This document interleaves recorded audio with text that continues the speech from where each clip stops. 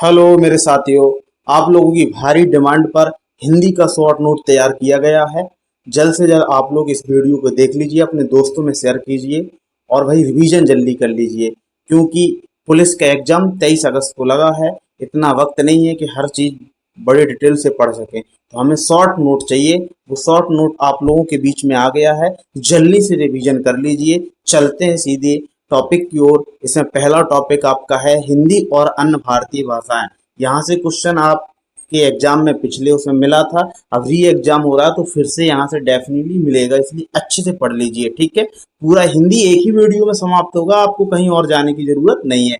बात आती भाषा। भाषा संस्कृत की भाष्य धातु से उत्पत्ति हुई है, जिसका अर्थ होता है बोलना, कहना। अर्थात भाषा वह साधन है जिसके द्वारा मनुष्य अपने विचारों का आदान प्रदान करता है, भाषा कहलाता है। भाषा तीन प्रकार की होती है: मौखिक भाषा, लिखित भाषा, सांकेतिक भाषा। मौखिक भाषा की सबसे छोटी इकाई ध्वनि होती है और लिखित भाषा की सबसे छोटी इकाई वर्ण होती है। यहाँ से क्वेश्चन बहुत आता है। अब आता है ध्वनि। ध्वनि से मिलकर वर्ण या अक्षर बनते हैं, अक्षर से मिलकर शब्द और शब्द से मिलकर पद, पद से मिलकर वाक्य, वाक्य से मिलकर अनुवृत्ति बन जाती है। और नेक्स्ट आता है भाषा परिवार। नेक्स्ट क्या आता है? भाषा परिवार। जिनका विकास किसी एक भाषा से हुआ है उनको एक भाषा परिवार में रखते हैं। तो बात आती है भैया जी, हिंदी किस भाषा परिवार की है? हिंदी भारूपीय भाषा परिवार की है। हिंदी किस भाषा परिवार की है? भारूपीय भाषा परिवार की। जो हिंदी शब्द है वो फारसी शब्द है। ये भी पूछ सकता है हिंदी कैसा शब्द है? फारसी शब्द है। भारत में कुल 6 भाषा परिवार हैं। भारत में कुल कितने भाषा परिवार हैं? ये भी पूछा गया क्वेश्चन है। 6 भाषा परिवार। पहला इंडो आर्यन भाषा। इंडिया में आर्यन आर आर आए तो यहाँ से निकल गई इंडो आर्यन भाषा। और नीचे दक्षिण भारत में द्रविड़ भाषा परिवार, ऑस्ट्रो एशियाटिक भाषा परिवार, सिनो तिब्बत भाषा परिवार, ताई कड़ाई भाषा परिवार, ग्रेट अंडमानी भाषा परिवार। ठीक है, कर लोगे भैया। कितने भाषा परिवार? 6 भाषा परिवार। इंडो आर्यन भाषा परिवार अर्थात इसी में एक शाखा है भारूपीय भाषा परिवार। हिंदी इसी परिवार की क्या है? भाषा है। हिंदी से निकली संस्कृत, संस्कृत से निकली उर्दू, या संस्कृत से निकली हिंदी, हिंदी से क्या? उर्दू। ठीक है, तो ये भारूपीय भाषा परिवार की तीनों भाषा हैं तो बहुत सारी, लेकिन हमें मोस्ट पढ़नी है जो आपके एग्जाम के हिसाब से ज्यादा इंपॉर्टेंट है। इंडो आर्यन भाषा परिवार से कौन सी भाषा है? हिंदी, संस्कृत, उर्दू। अब आता है द्रविड़ भाषा परिवार। दक्षिण भाषा की परिवार। दक्षिण भाषा भारत, दक्षिण भारत में जितनी भी भाषा होती है वो सब द्रविड़ भाषा परिवार की, जैसे तमिल दक्षिण भारत में, तेलुगु, कन्नड़, मलयालम। ठीक है, अब आता है ऑस्ट्रो एशियाटिक भाषा। ऑस्ट्रो, तो ऑस्ट्रो, ऑस्ट्रो मतलब ट्रे। ट्रे में बेटा, ट्रे में आजकल एशिया में क्या आ रहा? संघ में आ रहा है। ट्रे एशिया के संघ में आ रहा है, संघ से संताली। तो ऑस्ट्रो एशियाटिक भाषा परिवार से कौन सी भाषा ली गई? संताली। अब आता है सिनो तिब्बत भाषा परिवार। ये पूर्वी राज्यों में बोली जाती है। यहाँ बोडो, कचारी, गारो, ये बहुत इंपॉर्टेंट है। यहाँ तक कि ये भी क्वेश्चन पूछा गया, कचारी कहाँ की भाषा है? असम की। और गारो कहाँ की है? मेघालय की। कर लोगे। नेक्स्ट आता है ताई कड़ाई भाषा परिवार। मध्य प्रदेश में आदिवासी वगैरह बोलते हैं। ग्रेट अंडमानी भाषा परिवार। ठीक है, इतने कुल 6 भाषा परिवार हैं भारत में। ठीक है, तो यहाँ से क्वेश्चन सबसे ज्यादा आता है कि हिंदी भाषा का विकास कैसे हुआ। तो हिंदी की आदि जननी हम संस्कृत को कहते हैं। हिंदी की आदि जननी किसे कहते हैं? संस्कृत को। संस्कृत से पाली बनी, पाली से प्राकृत, प्राकृत से अभ्रत, अभ्रत से अभट्ट, अभट्ट से क्या बन गई आपकी? हिंदी। अभट्ट से क्या बन गई? हिंदी। तो सभी भाषाओं की जननी किसे माना जाता? संस्कृत को। संस्कृत आर्यों की भाषा थी और आर्यों की भाषा का विकास इस प्रकार से हुआ है।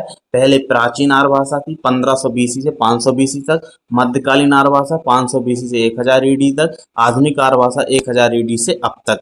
ठीक है, प्राचीन आर्य भाषा दो प्रकार से यहाँ से रही है। सबसे पहले वैदिक संस्कृत, फिर उन्हीं की क्या हो गई? लौकिक संस्कृत। मध्यकालीन आर्य भाषा में क्या हो जाएगा? सबसे पहले पाली भाषा का जन्म हुआ। ठीक है, फिर प्राकृत का हुआ, फिर अपभ्रंश। अपभ्रंश कितने हैं? और 7। ठीक है, आगे इसको पढ़ लेंगे। आधुनिक आर्य भाषा में हिंदी का जन्म हुआ। प्राचीन हिंदी, मध्यकालीन हिंदी और आधुनिक हिंदी। याद कर लोगे भाई, यहाँ से हिंदी का जन्म कैसे हुआ। तो सबसे पहले भारत में कौन आए? आर्य लोग आए, उनकी संस्कृत भाषा थी। संस्कृत जब भाषा थी तो वहां से एक प्राचीन आर्य भाषा बनी, जो 2 भागों से यहाँ से इनका विकास हुआ, वैदिक से और लौकिक संस्कृत। फिर मध्यकालीन आर्य भाषा कहलाई, जहाँ 3 भाषाओं का पाली भाषा, प्राकृत और अपभ्रंश। आधुनिक आर्य भाषा, यहाँ भी 3 हुए, प्राचीन हिंदी, मध्यकालीन हिंदी और आधुनिक हिंदी। ठीक है, इस प्रकार से हिंदी का विकास हुआ। अब आता है आधुनिक हिंदी। आधुनिक हिंदी के जनक किसे माना जाता है? भारत तेंदुलकर को। किसको? भारत तेंदुलकर को। अर्थात भारत तेंदुलकर कब से कब तक रहा? 1850 से 1900 तक। ठीक है। द्विवेदी युग 1900 से 1920 तक, और छायावाद युग 1920 से अब तक। तो अभी कौन सा युग चल रहा है? छायावाद युग। आधुनिक हिंदी के जनक आधुनिक हिंदी की जनक किसे माना जाए? भारत तेंदुलकर। कर लोगे?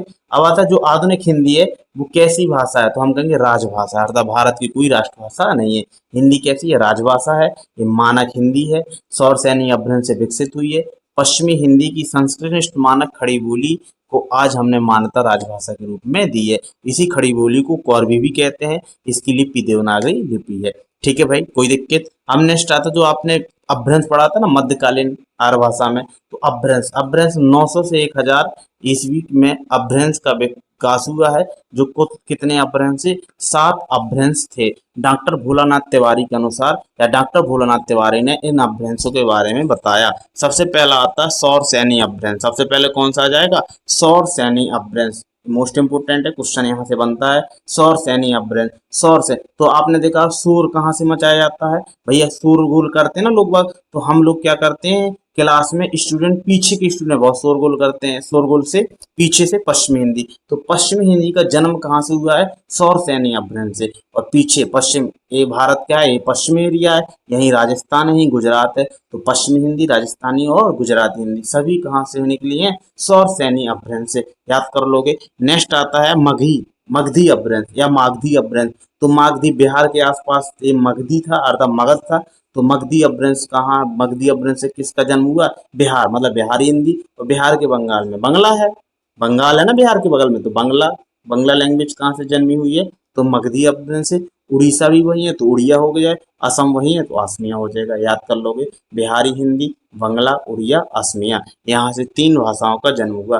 अब आता अर्धमगधी। अर्धमगधी में कैसे याद कर लोगे? अर्ध, धा धनुष पे, दादवाद पे राखी रकाल आदि लगी है ना, तो पूर्वी में भी आदि लगी है। तो पूर्वी हिंदी का जन्म कहाँ से हुआ? अर्धमगधी। तो याद कर लोगे। अब आता खस अपभ्रंश, बहुत इंपोर्टेंट है खस।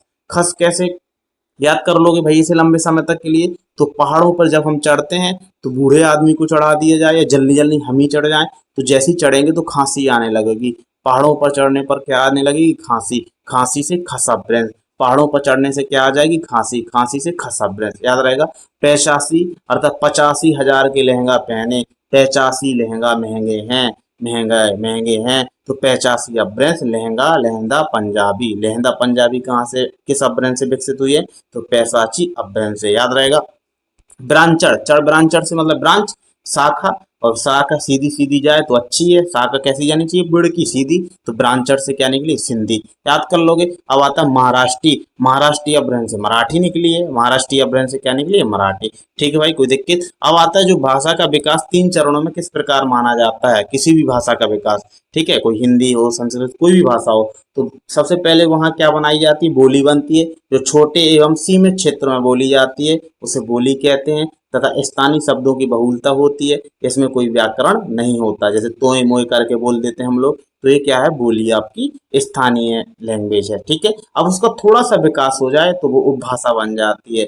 थोड़ा सा विकास होने पर क्या बन जाती है? उपभाषा, अर्थात क्षेत्र विकसित हो जाते हैं। इसमें साहित्य की रचना भी होने लगती है। व्याकरण को देखते थे लेकिन कम देखते हैं। और उसका थोड़ा और विकास हो जाए तो फिर वो क्या बन जाती है? भाषा। जो व्यापक क्षेत्र में बोली जाती है वो भाषा कहलाती है। जैसे हिंदी, अंग्रेजी। ठीक है, कार्यालयों में इसका प्रयोग करने लगते हैं और आधिकारिक रूप से प्रयोग होता है हर जगह। समझ में आया? तो वो क्या कहलाती है? भाषा। जैसे हिंदी क्या है? भाषा। एक समय क्या है, यहाँ ये बोली रही होगी, जो मानक खड़ी बोली थी ना वो बोली, फिर वो भाषा, फिर क्या बन गई? भाषा। ठीक है। अब आता है हिंदी। हिंदी के साथ साथ कितनी भाषाएं भारत में संविधान में जिक्र है? तो 22 अन्य भाषाओं को मान्यता मिली है, जो संविधान की 8वीं अनुसूची में। बहुत क्वेश्चन यहाँ से बनता है। हिंदी के साथ साथ 22 अन्य भाषाएं जिन्हें सामान्यता प्राप्त है, किसमें? 8वीं अनुसूची में। 1927 में जॉर्ज ग्रियर्सन ने हिंदी की उपभाषाओं और बोलियों का जिक्र सबसे पहले किया है। तो कह जॉर्ज ग्रियर्सन ने हिंदी की उपभाषाओं और बोलियों का जिक्र किया। किसने किया? कब किया? 1927 में जॉर्ज ग्रियर्सन ने। और बताया गया उपभाषा 5 है, बोलियां 17 है, और 22 क्या है? भाषा। ठीक है, याद कर लोगे। 22 भाषा, उपभाषा 5, बोलियां 17। अब ये उपभाषा पूछ लेता है कि उपभाषा 5 कौन कौन सी है, तो इसके लिए ट्रिक बनाई गई है। पूर्वी और पश्चिमी पहाड़ियों पर बिहारियों का राज्य है।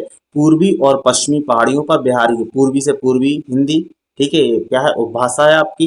पश्चिमी हिंदी ये भी उपभाषा है, पहाड़ी हिंदी ये भी उपभाषा है, बिहारी हिंदी ये भी उपभाषा है, राजस्थानी राजस्थानी हिंदी। याद कर लोगे भाई, याद करने में कोई समस्या हो तो बताएं। पूर्वी और पश्चिमी पहाड़ियों पर बिहारियों का राज्य है। पूर्वी से पूर्वी हिंदी, पश्चिमी से पश्चिमी हिंदी, पहाड़ियों से पहाड़ी हिंदी, बिहारी से बिहारी हिंदी, राज्य से राजस्थानी। याद रहेगा, पूर्वी से पूर्वी हिंदी, पश्चिमी से पश्चिमी हिंदी, पहाड़ी से पहाड़ी हिंदी, बिहार से बिहारी हिंदी, राज्य से राजस्थान। पूर्वी हिंदी आपको पढ़ी चुकी है, रागी रकाल लगी है, तो क्या है, अर्धमगधी से निकली है। पश्चिमी हिंदी किससे निकली है, तो पीछे शोरगुल करते हैं शोर सैनी से। पहाड़ी हिंदी पहाड़ पे चढ़ने खांसी आती, खसा ब्रेंच। और बिहार में बेटा मगध के आसपास का क्षेत्र मगही मगधी अपभ्रंश। और राज्य तो बेटा राजस्थानी भी कहाँ से निकली है, सौर सैनी। ठीक है, किस अपभ्रंश से निकली है, सौर सैनी से। याद रहेगा, किससे निकली है, सौर सैनी अपभ्रंश से। याद रहेगा भाई, पश्चिमी हिंदी और राजस्थानी सौर सैनी से निकली है, तो ये इनका आंसर एक ही हो जाएगा।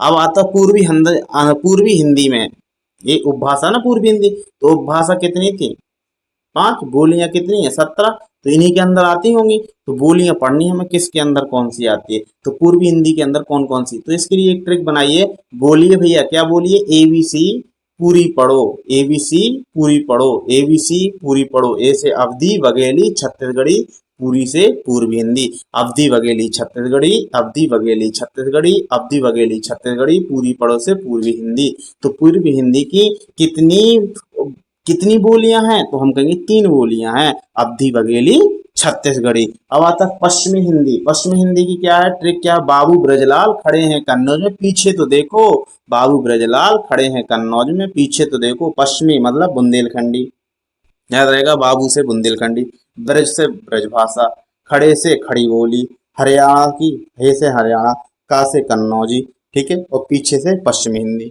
तो पश्चिमी हिंदी की कुल कितनी बोलियां हैं, तो आप कह दो कितनी हो जाएंगी, बुंदेली, ब्रजभाषा, खड़ी बोली, हरियाणी, कन्नौजी, 5 हो जाएंगे। याद कर लोगे, मोस्ट है बहुत ज्यादा। अब आता पहाड़ी हिंदी, कौन सी, पहाड़ी हिंदी। ठीक है, पहाड़ी हिंदी की ट्रिक क्या हो जाएगी, क्यों गड़बड़ा रहे हो पहाड़ पर, लोग बात गड़बड़ाने लगते ना, जो कमजोर दिल के होते हैं। तो क्यों से कुमायनी, गढ़ से गढ़वाली, और पहाड़ से पहाड़ी हिंदी। याद कर लोगे। अब बिहारी हिंदी से कौन कौन सी बोलियां हैं, तो मैम भी बिहार की, आजकल इतनी वैकेंसी होगी बिहार में, तो हम क्या कहने लगे, मैम भी बिहार की। मैम से मैथिली, माँ से मगधई, भी से भोजपुरी, बिहार से बिहारी हिंदी। ऐसे याद कर लो। या बिहार में सबसे ज्यादा भोजपुरी बोली जाती तो भोजपुरी हिंदी, मगध के आसपास का क्षेत्र तो मगधी। ठीक है, और मैथिली, बिहार में लोग मैथी ज्यादा डाल की सब्जी बनाते, तो मैथिली कहाँ की है, बिहारी हिंदी की। अब आता है राजस्थानी हिंदी। राजस्थानी हिंदी की बोलियां कितनी है, तो कहीं 4। कौन कौन, जयपुरी, मैवती, मालवी, मारवाड़ी, राजस्थान। ट्रिक क्या है, जयपुर में मामा का राज, जयपुर से जयपुरी, और मैं से मेवाती, माँ से मालवी, बड़े माँ से मारवाड़ी, ये, और राज से राजस्थानी हिंदी। ठीक है, राजस्थान हिंदी की कितनी हो जाएंगी, सॉरी 4 बोलियां हो जाएंगी, जयपुरी, मेवती, मेवाती, मालवी, मारवाड़ी। जयपुरी को पूर्वी राजस्थानी में बोली जाती है, और मेवाती उत्तरी में बोली जाती है, और मालवी, बी मतलब देखो दक्षिणी, मालवी नीचे दक्षिण में कौन सी बोली जाती है, मालवी बोली जाती है। मारवाड़ी, मारवाड़ी मतलब पीछे से किसी ने मार दिया, तो मारवाड़ी कहाँ बोली जाती है, राजस्थान के पश्चिम में बोली जाती है। याद कर लोगे।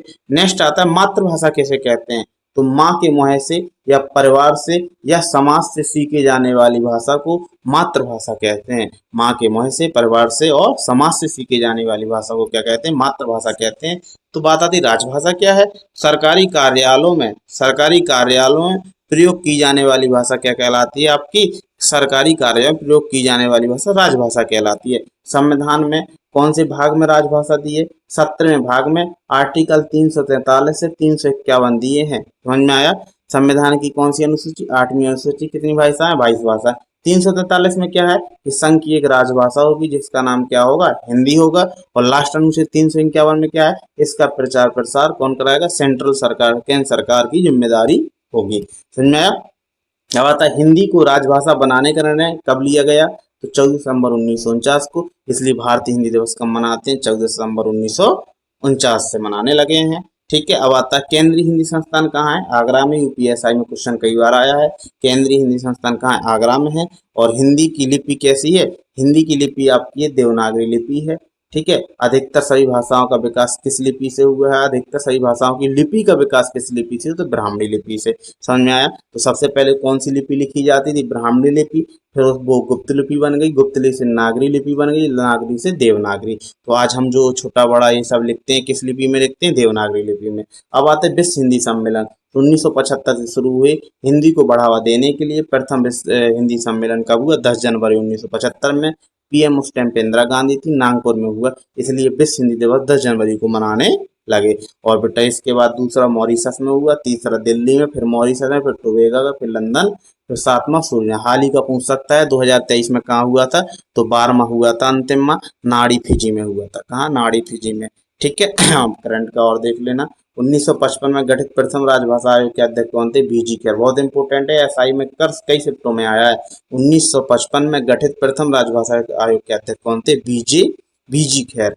ठीक है। क्वेश्चन आता देवनागरी लिपि के स्थान पर रोमन लिपि। जानते हो ना, ऐसे ऐसे इस प्रकार से रोमन लिपि होती है। तो रोमन लिपि को स्वीकार करने का सुझाव किसने दिया था? तो हमने कहा भाई सुनो भाई, आराम से निकलो, चार्ट जाएंगे हम चार्ट से। सुनीत कुमार चटर्जी इसने दिया था, हमने स्वीकार नहीं किया। ठीक है। अब आता है नेक्स्ट, आ जाए भाषा वाला टॉपिक फिनिश हो गया। नेक्स्ट आता है हिंदी व्याकरण। हिंदी व्याकरण यहाँ से 2 क्वेश्चन मिलेंगे हिंदी व्याकरण से। वर्णमाला से। वर्णमाला में क्या? वर्णों के व्यवस्थित क्रम को हम वर्णमाला कहते हैं। वर्णमाला 2 प्रकार के होते हैं, स्वर और व्यंजन। स्वर क्या है? हिंदी के में स्वरों की संख्या 11 होती है, मात्रा के आधार पर 10 होती है, और परंपरा के हिंदी वर्णमाला में स्वर 13 होते हैं। आयोग भाग अंग और आहा को मिला दिया जाए। ठीक है भाई। उत्पत्ति के आधार पर स्वर 3 प्रकार के होते हैं, लघु स्वर, दीर्घ स्वर और विलोप स्वर। लघु स्वर, दीर्घ स्वर और विलोप स्वर। लघु स्वर को आहार स्वर भी कहते हैं, मूल स्वर भी कहते हैं, प्राथमिक स्वर भी कहते हैं। ये कौन कौन से? छोटा, छुटी, छोटा, ऋषि। ठीक है। ये सब क्या होते हैं? लघु स्वर। दीर्घ स्वर में क्या होते हैं? बड़ा, बड़ी, बड़ऊ, ए, ऐ, ओ, औ। और विलोप स्वर में ओम हो जाता। संस्कृत में ये आवाज है राम, उच्चारण के लिए राम इस प्रकार से बोले तो वो क्या होता है? विलोप स्वर। याद रहेगा। अब इसी दीर्घ स्वर में जो नीचे के 4 क्या है? संयुक्त स्वर है, क्योंकि ये 2 स्वरों से मिलकर बना है। छोटा और छोटा ऊ को मिला दिया जाए तो क्या बन जाता है? ओ बन जाता है। और छोटा और ओ को मिला दिया जाए तो औ बन जाता है। इसीलिए इसे क्या बोलते हैं हम? संयुक्त स्वर। और इसे दीर्घ स्वर में रखते हैं। ठीक है। छोटा और छोटी को मिला दें तो ए बन जाए, और छोटा और ए को मिला दें तो एक मात्रा बढ़ जाए, वो है ए, अयनक का हो जाए। ठीक है। याद रहेगा, कोई दिक्कत? अब आता है स्वर। स्वर जीभ की स्थिति के आधार पर स्वर कितने प्रकार की? तो 3। जीभ इस प्रकार से होती ना आपकी लंबी लंबी सी जीभ, तो आगे का अग्र स्वर, मध्य और पश्च। जो जीभ के आधार पर कहते हैं 3 स्वर। जो स्वरों के बोलने में जीभ के आगे का हिस्सा यूज हो उसे बोलते हैं अग्र स्वर।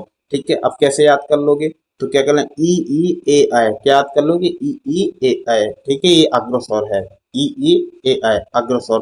मध्य स्वर में कोई मध्य में आए तो आ, मध्य में क्या निकले? आ। और पीछे पश्च, बाकी सब पीछे हो जाएंगे। ठीक है। क्लियर? मुख की आकृति के आधार पर मुख। हेलो मेरे साथियों, आप लोगों की भारी डिमांड पर हिंदी का शॉर्ट नोट तैयार किया गया है। जल्द से जल्द आप लोग इस वीडियो को देख लीजिए, अपने दोस्तों में शेयर कीजिए, और भाई रिवीजन जल्दी कर लीजिए, क्योंकि पुलिस का एग्जाम 23 अगस्त को लगा है। इतना वक्त नहीं है कि हर चीज बड़े डिटेल से पढ़ सकें, तो हमें शॉर्ट नोट चाहिए। वो शॉर्ट नोट आप लोगों के बीच में आ गया है, जल्दी से रिवीजन कर लीजिए। चलते हैं सीधे टॉपिक की ओर। इसमें पहला टॉपिक आपका है हिंदी और अन्य भारतीय भाषाएं। यहाँ से क्वेश्चन आपके एग्जाम में पिछले उसमें मिला था, अब री एग्जाम हो रहा है तो फिर से यहाँ से डेफिनेटली मिलेगा, इसलिए अच्छे से पढ़ लीजिए। ठीक है। पूरा हिंदी एक ही वीडियो में समाप्त होगा, आपको कहीं और जाने की जरूरत नहीं है। बात आती भाषा। भाषा संस्कृत की भाष्य धातु से उत्पत्ति हुई है, जिसका अर्थ होता है बोलना, कहना। अर्थात भाषा वह साधन है जिसके द्वारा मनुष्य अपने विचारों का आदान प्रदान करता है, भाषा कहलाता है। भाषा 3 प्रकार की होती है, मौखिक भाषा, लिखित भाषा, सांकेतिक भाषा। मौखिक भाषा की सबसे छोटी इकाई ध्वनि होती है, और लिखित भाषा की सबसे छोटी इकाई वर्ण होती है। यहाँ से क्वेश्चन बहुत आता है। अब आता है ध्वनि। ध्वनि से मिलकर वर्ण या अक्षर बनते हैं, अक्षर से मिलकर शब्द, और शब्द से मिलकर पद, पद से मिलकर वाक्य, वाक्य से मिलकर अनुवृत्ति बन जाती है। और नेक्स्ट आता है भाषा परिवार। नेक्स्ट क्या आता है? भाषा परिवार। जिनका विकास किसी एक भाषा से हुआ है उनको एक भाषा परिवार में रखते हैं। तो बात आती है भैया जी, हिंदी किस भाषा परिवार की है? हिंदी भारूपीय भाषा परिवार की है। हिंदी किस भाषा परिवार की है? भारूपीय भाषा परिवार की। जो हिंदी शब्द है वो फारसी शब्द है। ये भी पूछ सकता है हिंदी कैसा शब्द है? फारसी शब्द है। भारत में कुल 6 भाषा परिवार है। भारत में कुल कितने भाषा परिवार है, ये भी पूछा गया क्वेश्चन है। 6 भाषा परिवार। पहला इंडो आर्यन भाषा। इंडिया में आर्यन आर आर आए तो यहाँ से निकल गई इंडो आर्यन भाषा। और नीचे दक्षिण भारत में द्रविड़ भाषा परिवार, ऑस्ट्रो एशियाटिक भाषा परिवार, सिनो तिब्बत भाषा परिवार, ताई कड़ाई भाषा परिवार, ग्रेट अंडमानी भाषा परिवार। ठीक है, कर लोगे भैया। कितने भाषा परिवार, 6 भाषा परिवार। इंडो आर्यन भाषा परिवार अर्थात इसी में एक शाखा है भारूपीय भाषा परिवार। हिंदी इसी परिवार की क्या है, भाषा है। हिंदी से निकली संस्कृत, संस्कृत से निकली उर्दू, या संस्कृत से निकली हिंदी, हिंदी से क्या उर्दू। ठीक है, तो ये भारूपी भाषा परिवार की तीनों भाषा हैं तो बहुत सारी, लेकिन हमें मोस्ट पढ़नी है जो आपके एग्जाम के हिसाब से ज्यादा इंपॉर्टेंट है। इंडो आर्यन भाषा परिवार से कौन सी भाषा है, हिंदी, संस्कृत, उर्दू। अब आता है द्रविड़ भाषा परिवार, दक्षिण भाषा की परिवार। दक्षिण भाषा भारत, दक्षिण भारत में जितनी भी भाषा होती है वो सब द्रविड़ भाषा परिवार की हैं। जैसे तमिल, दक्षिण भारत में तेलुगु, कन्नड़, मलयालम। ठीक है, अब आता है ऑस्ट्रो एशियाटिक भाषा। ऑस्ट्रो, तो ऑस्ट्रो, ऑस्ट्रो मतलब ट्रे, ट्रे में बेटा, ट्रे में आजकल एशिया में क्या आ रहा, संघ में आ रहा है। ट्रे एशिया के संघ में आ रहा है, संघ से संताली। तो ऑस्ट्रो एशियाटिक भाषा परिवार से कौन सी भाषा ली गई है, संताली। अब आता सिनो तिब्बत भाषा परिवार, ये पूर्वी राज्यों में बोली जाती है। यहाँ बोडो, कचारी, गारो, ये बहुत इंपॉर्टेंट है। यहाँ तक कि ये भी क्वेश्चन पूछा गया है, कचारी कहाँ की भाषा है, असम की, और गारो कहाँ की है, मेघालय की। कर लोगे। नेक्स्ट आता ताई कड़ाई भाषा परिवार, मध्य प्रदेश में आदिवासी वगैरह बोलते हैं। ग्रेट अंडमानी भाषा परिवार। ठीक है, इतने कुल 6 भाषा परिवार हैं भारत में। ठीक है, तो यहाँ से क्वेश्चन सबसे ज्यादा आता है कि हिंदी भाषा का विकास कैसे हुआ। तो हिंदी की आदि जननी हम संस्कृत को कहते हैं। हिंदी की आदि जननी किसे कहते हैं, संस्कृत को। संस्कृत से पाली बनी, पाली से प्राकृत, प्राकृत से अभ्रत, अभ्रत से अभट्ट, अभट्ट से क्या बन गई आपकी हिंदी, अभट्ट से क्या बन गई हिंदी। तो सभी भाषाओं की जननी किसे माना जाता, संस्कृत को। संस्कृत आर्यों की भाषा थी और आर्यों की भाषा का विकास इस प्रकार से हुआ है। पहले प्राचीन आर्य भाषा थी 1500 बीसी से 500 बीसी तक, मध्यकालीन आर्य भाषा 500 बीसी से 1000 ईडी तक, आधुनिक आर्य भाषा 1000 ईडी से अब तक। ठीक है, प्राचीन आर्य भाषा 2 प्रकार से यहाँ से रही है। सबसे पहले वैदिक संस्कृत, फिर उन्हीं की क्या हो गई लौकिक संस्कृत। मध्यकालीन आर्य भाषा में क्या हो जाएगा, सबसे पहले पाली भाषा का जन्म हुआ। ठीक है, फिर प्राकृत का हुआ, फिर अपभ्रंश। अपभ्रंश कितने हैं और 7। ठीक है, आगे इसको पढ़ लेंगे। आधुनिक आर्य भाषा में हिंदी का जन्म हुआ, प्राचीन हिंदी, मध्यकालीन हिंदी और आधुनिक हिंदी। याद कर लोगे भाई, यहाँ से हिंदी का जन्म कैसे हुआ। तो सबसे पहले भारत में कौन आए, आर्य लोग आए, उनकी संस्कृत भाषा थी। संस्कृत जब भाषा थी तो वहां से एक प्राचीन आर्य भाषा बनी, जो 2 भागों से यहाँ से इनका विकास हुआ, वैदिक से और लौकिक संस्कृत। फिर मध्यकालीन आर्य भाषा कहलाई, जहाँ 3 भाषाओं का पाली भाषा, प्राकृत और अपभ्रंश। आधुनिक आर्य भाषा, यहाँ भी 3 हुए, प्राचीन हिंदी, मध्यकालीन हिंदी और आधुनिक हिंदी। ठीक है, इस प्रकार से हिंदी का विकास हुआ। अब आता है आधुनिक हिंदी। आधुनिक हिंदी के जनक किसे माना जाता है, भारत तेंदुयुग को। किसको, भारत तेंदुयुग को। अर्थात भारत तेंदुयुग कब से कब तक रहा, 1850 से 1900 तक। ठीक है, द्विवेदी युग 1900 से 1920 तक, और छायावाद युग 1920 से अब तक। तो अभी कौन सा युग चल रहा है, छायावाद युग। आधुनिक हिंदी के जनक आया, आधुनिक हिंदी की जनक किसे माना जाए, भारत तेंदुलकर। कर लोगे। अब आता है जो आधुनिक हिंदी है वो कैसी भाषा है, तो हम कहेंगे राजभाषा, अर्थात भारत की कोई राष्ट्रभाषा नहीं है। हिंदी कैसी है, राजभाषा है, ये मानक हिंदी है, सौर सैनी अपभ्रंश से विकसित हुई है। पश्चिमी हिंदी की संस्कृत मानक खड़ी बोली को आज हमने मान्यता राजभाषा के रूप में दी है। इसी खड़ी बोली को कौरवी भी कहते हैं। इसकी लिपि देवनागरी लिपि है। ठीक है भाई, कोई दिक्कत। अब नेक्स्ट आता जो आपने अपभ्रंश पढ़ा था ना मध्यकालीन आर्य भाषा में, तो अपभ्रंश, अपभ्रंश 900 से 1000 ईस्वी में अपभ्रंश का विकास हुआ है। जो कुछ कितने अपभ्रंश से 7 अपभ्रंश थे। डॉक्टर भोलानाथ तिवारी के अनुसार, या डॉक्टर भोलानाथ तिवारी ने इन अपभ्रंशों के बारे में बताया। सबसे पहला आता है सौर सैनी अपभ्रंश। सबसे पहले कौन सा आ जाएगा, सौर सैनी अपभ्रंश। मोस्ट इंपोर्टेंट है, क्वेश्चन यहाँ से बनता है। सौर सैनी अपभ्रंश, सौर से तो आपने देखा शोर कहाँ से मचाया जाता है भैया, शोरगुल करते हैं ना लोग बाग, तो हम लोग क्या करते हैं क्लास में, स्टूडेंट पीछे के स्टूडेंट बहुत शोरगुल करते हैं। शोरगुल से पीछे से पश्चिमी हिंदी, तो पश्चिमी हिंदी का जन्म कहाँ से हुआ है, सौर सैनी अपभ्रंश से। और पीछे पश्चिम, ये भारत क्या है, ये पश्चिमी एरिया है, यही राजस्थान है, यही गुजरात है। तो पश्चिमी हिंदी, राजस्थानी और गुजराती हिंदी सभी कहाँ से निकली हैं, सौर सैनी अपभ्रंश से। याद कर लोगे। नेक्स्ट आता है मगधी अपभ्रंश या मागधी अपभ्रंश। तो मागधी बिहार के आसपास ये मगधी था, अर्थात मगध था। तो मगधी अपभ्रंश कहाँ, मगधी अपभ्रंश से किसका जन्म हुआ, बिहार, मतलब बिहारी हिंदी। और बिहार के बंगाल में, बंगला है, बंगाल है ना बिहार के बगल में, तो बंगला लैंग्वेज कहाँ से जन्मी हुई है, तो मगधी अपभ्रंश से। उड़ीसा भी वही है तो उड़िया हो गया, असम वही है तो असमिया हो जाएगा, याद कर लोगे। बिहारी हिंदी, बंगला, उड़िया, असमिया, यहाँ से 3 भाषाओं का जन्म हुआ। अब आता अर्ध मगधी। अर्ध मगधी में कैसे याद कर लोगे? अर्ध, धा धनुष पे दादवाद पे राखी रकाल आदि लगी है ना, तो पूर्वी में भी आदि लगी है, तो पूर्वी हिंदी का जन्म कहाँ से हुआ? अर्ध मगधी, याद कर लोगे। अब आता खस अपभ्रंश, बहुत इंपॉर्टेंट है खस। खस कैसे याद कर लोगे भाई इसे लंबे समय तक के लिए? तो पहाड़ों पर जब हम चढ़ते हैं तो बूढ़े आदमी को चढ़ा दिया जाए या जल्दी जल्दी हम ही चढ़ जाएं, तो जैसे ही चढ़ेंगे तो खांसी आने लगेगी। पहाड़ों पर चढ़ने पर क्या आने लगेगी? खांसी। खांसी से खसा ब्रेंथ, पहाड़ों पर चढ़ने से क्या आ जाएगी? खांसी। खांसी से खसा ब्रेंथ, याद रहेगा। 85 अर्थात 85,000 के लहंगा पहने, 85 लहंगा महंगे हैं, महंगे हैं, तो 85 अपभ्रंश लहंगा, लहंदा पंजाबी। लहंदा पंजाबी कहाँ से, किस अपभ्रंश से विकसित हुई है? तो पैसाची अपभ्रंश से, याद रहेगा। ब्रांचर, चर ब्रांचर से मतलब ब्रांच, शाखा, और शाखा सीधी सीधी जाए तो अच्छी है, शाखा कैसी जानी चाहिए? बुड़ की सीधी, तो ब्रांचर से क्या निकली? सिंधी, याद कर लोगे। अब आता महाराष्ट्री। महाराष्ट्रीय अपभ्रंश से मराठी निकली है, महाराष्ट्रीय अपभ्रंश से क्या निकली है? मराठी। ठीक है भाई, कोई दिक्कत? अब आता है जो भाषा का विकास 3 चरणों में किस प्रकार माना जाता है किसी भी भाषा का विकास, ठीक है, कोई हिंदी हो, संस्कृत, कोई भी भाषा हो, तो सबसे पहले वहाँ क्या बनाई जाती है? बोली बनती है, जो छोटे एवं सीमित क्षेत्रों में बोली जाती है उसे बोली कहते हैं, तथा स्थानीय शब्दों की बहुलता होती है, इसमें कोई व्याकरण नहीं होता, जैसे तोय मोय करके बोल देते हैं हम लोग, तो ये क्या है? बोली आपकी स्थानीय लैंग्वेज है, ठीक है। अब उसका थोड़ा सा विकास हो जाए तो वो उपभाषा बन जाती है। थोड़ा सा विकास होने पर क्या बन जाती है? उपभाषा, अर्थात क्षेत्र विकसित हो जाते हैं, इसमें साहित्य की रचना भी होने लगती है, व्याकरण को देखते थे लेकिन कम देखते हैं, और उसका थोड़ा और विकास हो जाए तो फिर वो क्या बन जाती है? भाषा। जो व्यापक क्षेत्र में बोली जाती है वो भाषा कहलाती है, जैसे हिंदी, अंग्रेजी, ठीक है, कार्यालयों में इसका प्रयोग करने लगते हैं और आधिकारिक रूप से प्रयोग होता है हर जगह, समझ में आया? तो वो क्या कहलाती है? भाषा। जैसे हिंदी क्या है? भाषा। एक समय क्या है, हाँ ये बोली रही होगी, जो मानक खड़ी बोली थी ना वो बोली, फिर वो भाषा, फिर क्या बन गई? भाषा, ठीक है। अब आता है हिंदी। हिंदी के साथ साथ कितनी भाषाएं भारत में संविधान में जिक्र है? तो 22 अन्य भाषाओं को मान्यता मिली है, जो संविधान की 8वीं अनुसूची में। बहुत क्वेश्चन यहाँ से बनता है। हिंदी के साथ साथ 22 अन्य भाषाएं जिन्हें मान्यता प्राप्त है, किसमें? 8वीं अनुसूची में। 1927 में जॉर्ज ग्रियर्सन ने हिंदी की उपभाषाओं और बोलियों का जिक्र सबसे पहले किया है। तो कह जॉर्ज ग्रियर्सन ने हिंदी की उपभाषाओं और बोलियों का जिक्र किया। किसने किया? कब किया? 1927 में जॉर्ज ग्रियर्सन ने। और बताया गया उपभाषा 5 है, बोलियां 17 हैं, और 22 क्या है? भाषा, ठीक है, याद कर लोगे। 22 भाषाएं, उपभाषा 5, बोलियां 17। अब ये उपभाषा पूछ लेता है कि उपभाषा 5 कौन कौन सी है, तो इसके लिए ट्रिक बनाई गई है। पूर्वी और पश्चिमी पहाड़ियों पर बिहारियों का राज्य है। पूर्वी और पश्चिमी पहाड़ियों पर बिहारी, पूर्वी से पूर्वी हिंदी, ठीक है, ये क्या है? उपभाषा है आपकी।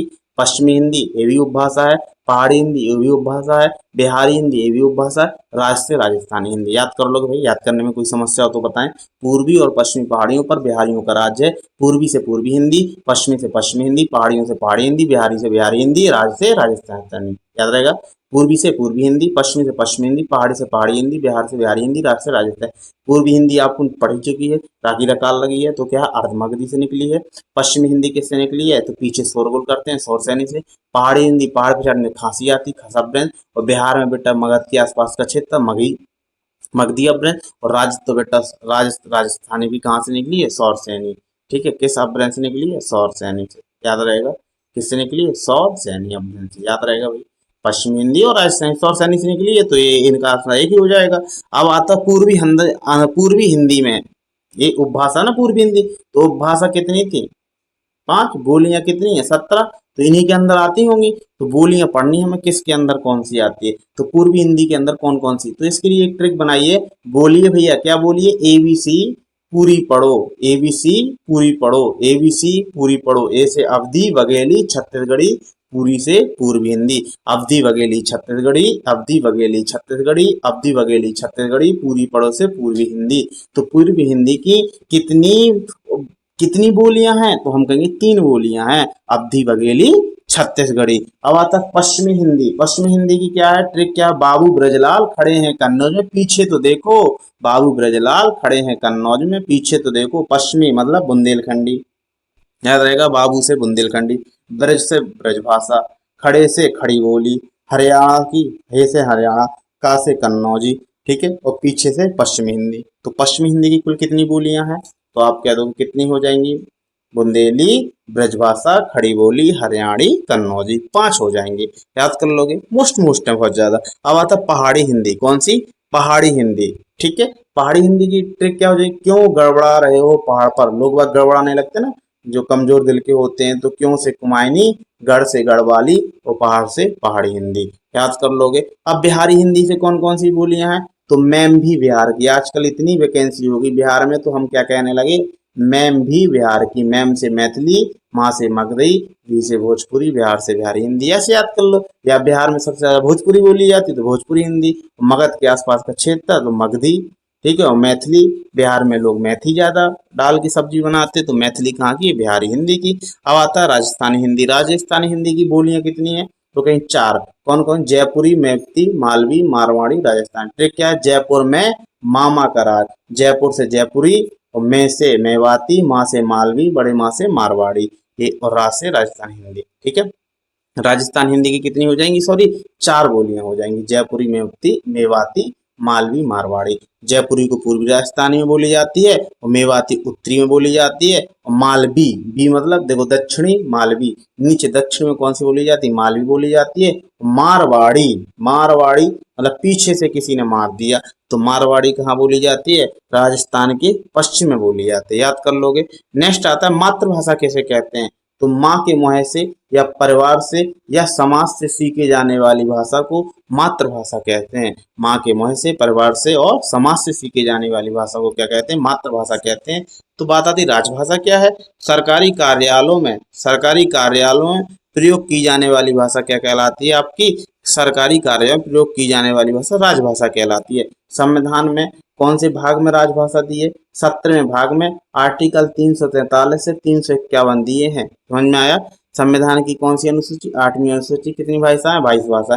343 में क्या है कि संघ की एक राजभाषा होगी जिसका नाम क्या होगा? हिंदी होगा। और लास्ट अनुच्छेद 351 में क्या है? इसका प्रचार प्रसार कौन कराएगा? सेंट्रल सरकार, केंद्र सरकार की जिम्मेदारी होगी। समझ में आया? अब आता है हिंदी को राजभाषा बनाने का निर्णय कब लिया गया? तो 14 दिसंबर 1949 को। इसलिए भारतीय हिंदी दिवस कब मनाते हैं? 14 दिसंबर 1949 से मनाने लगे हैं। ठीक है, अब आता है केंद्रीय हिंदी संस्थान कहाँ है? आगरा में। यूपीएसआई में क्वेश्चन कई बार आया है। केंद्रीय हिंदी संस्थान कहाँ है? आगरा में है। और हिंदी की लिपि कैसी है? हिंदी की लिपि आपकी ये देवनागरी लिपि है।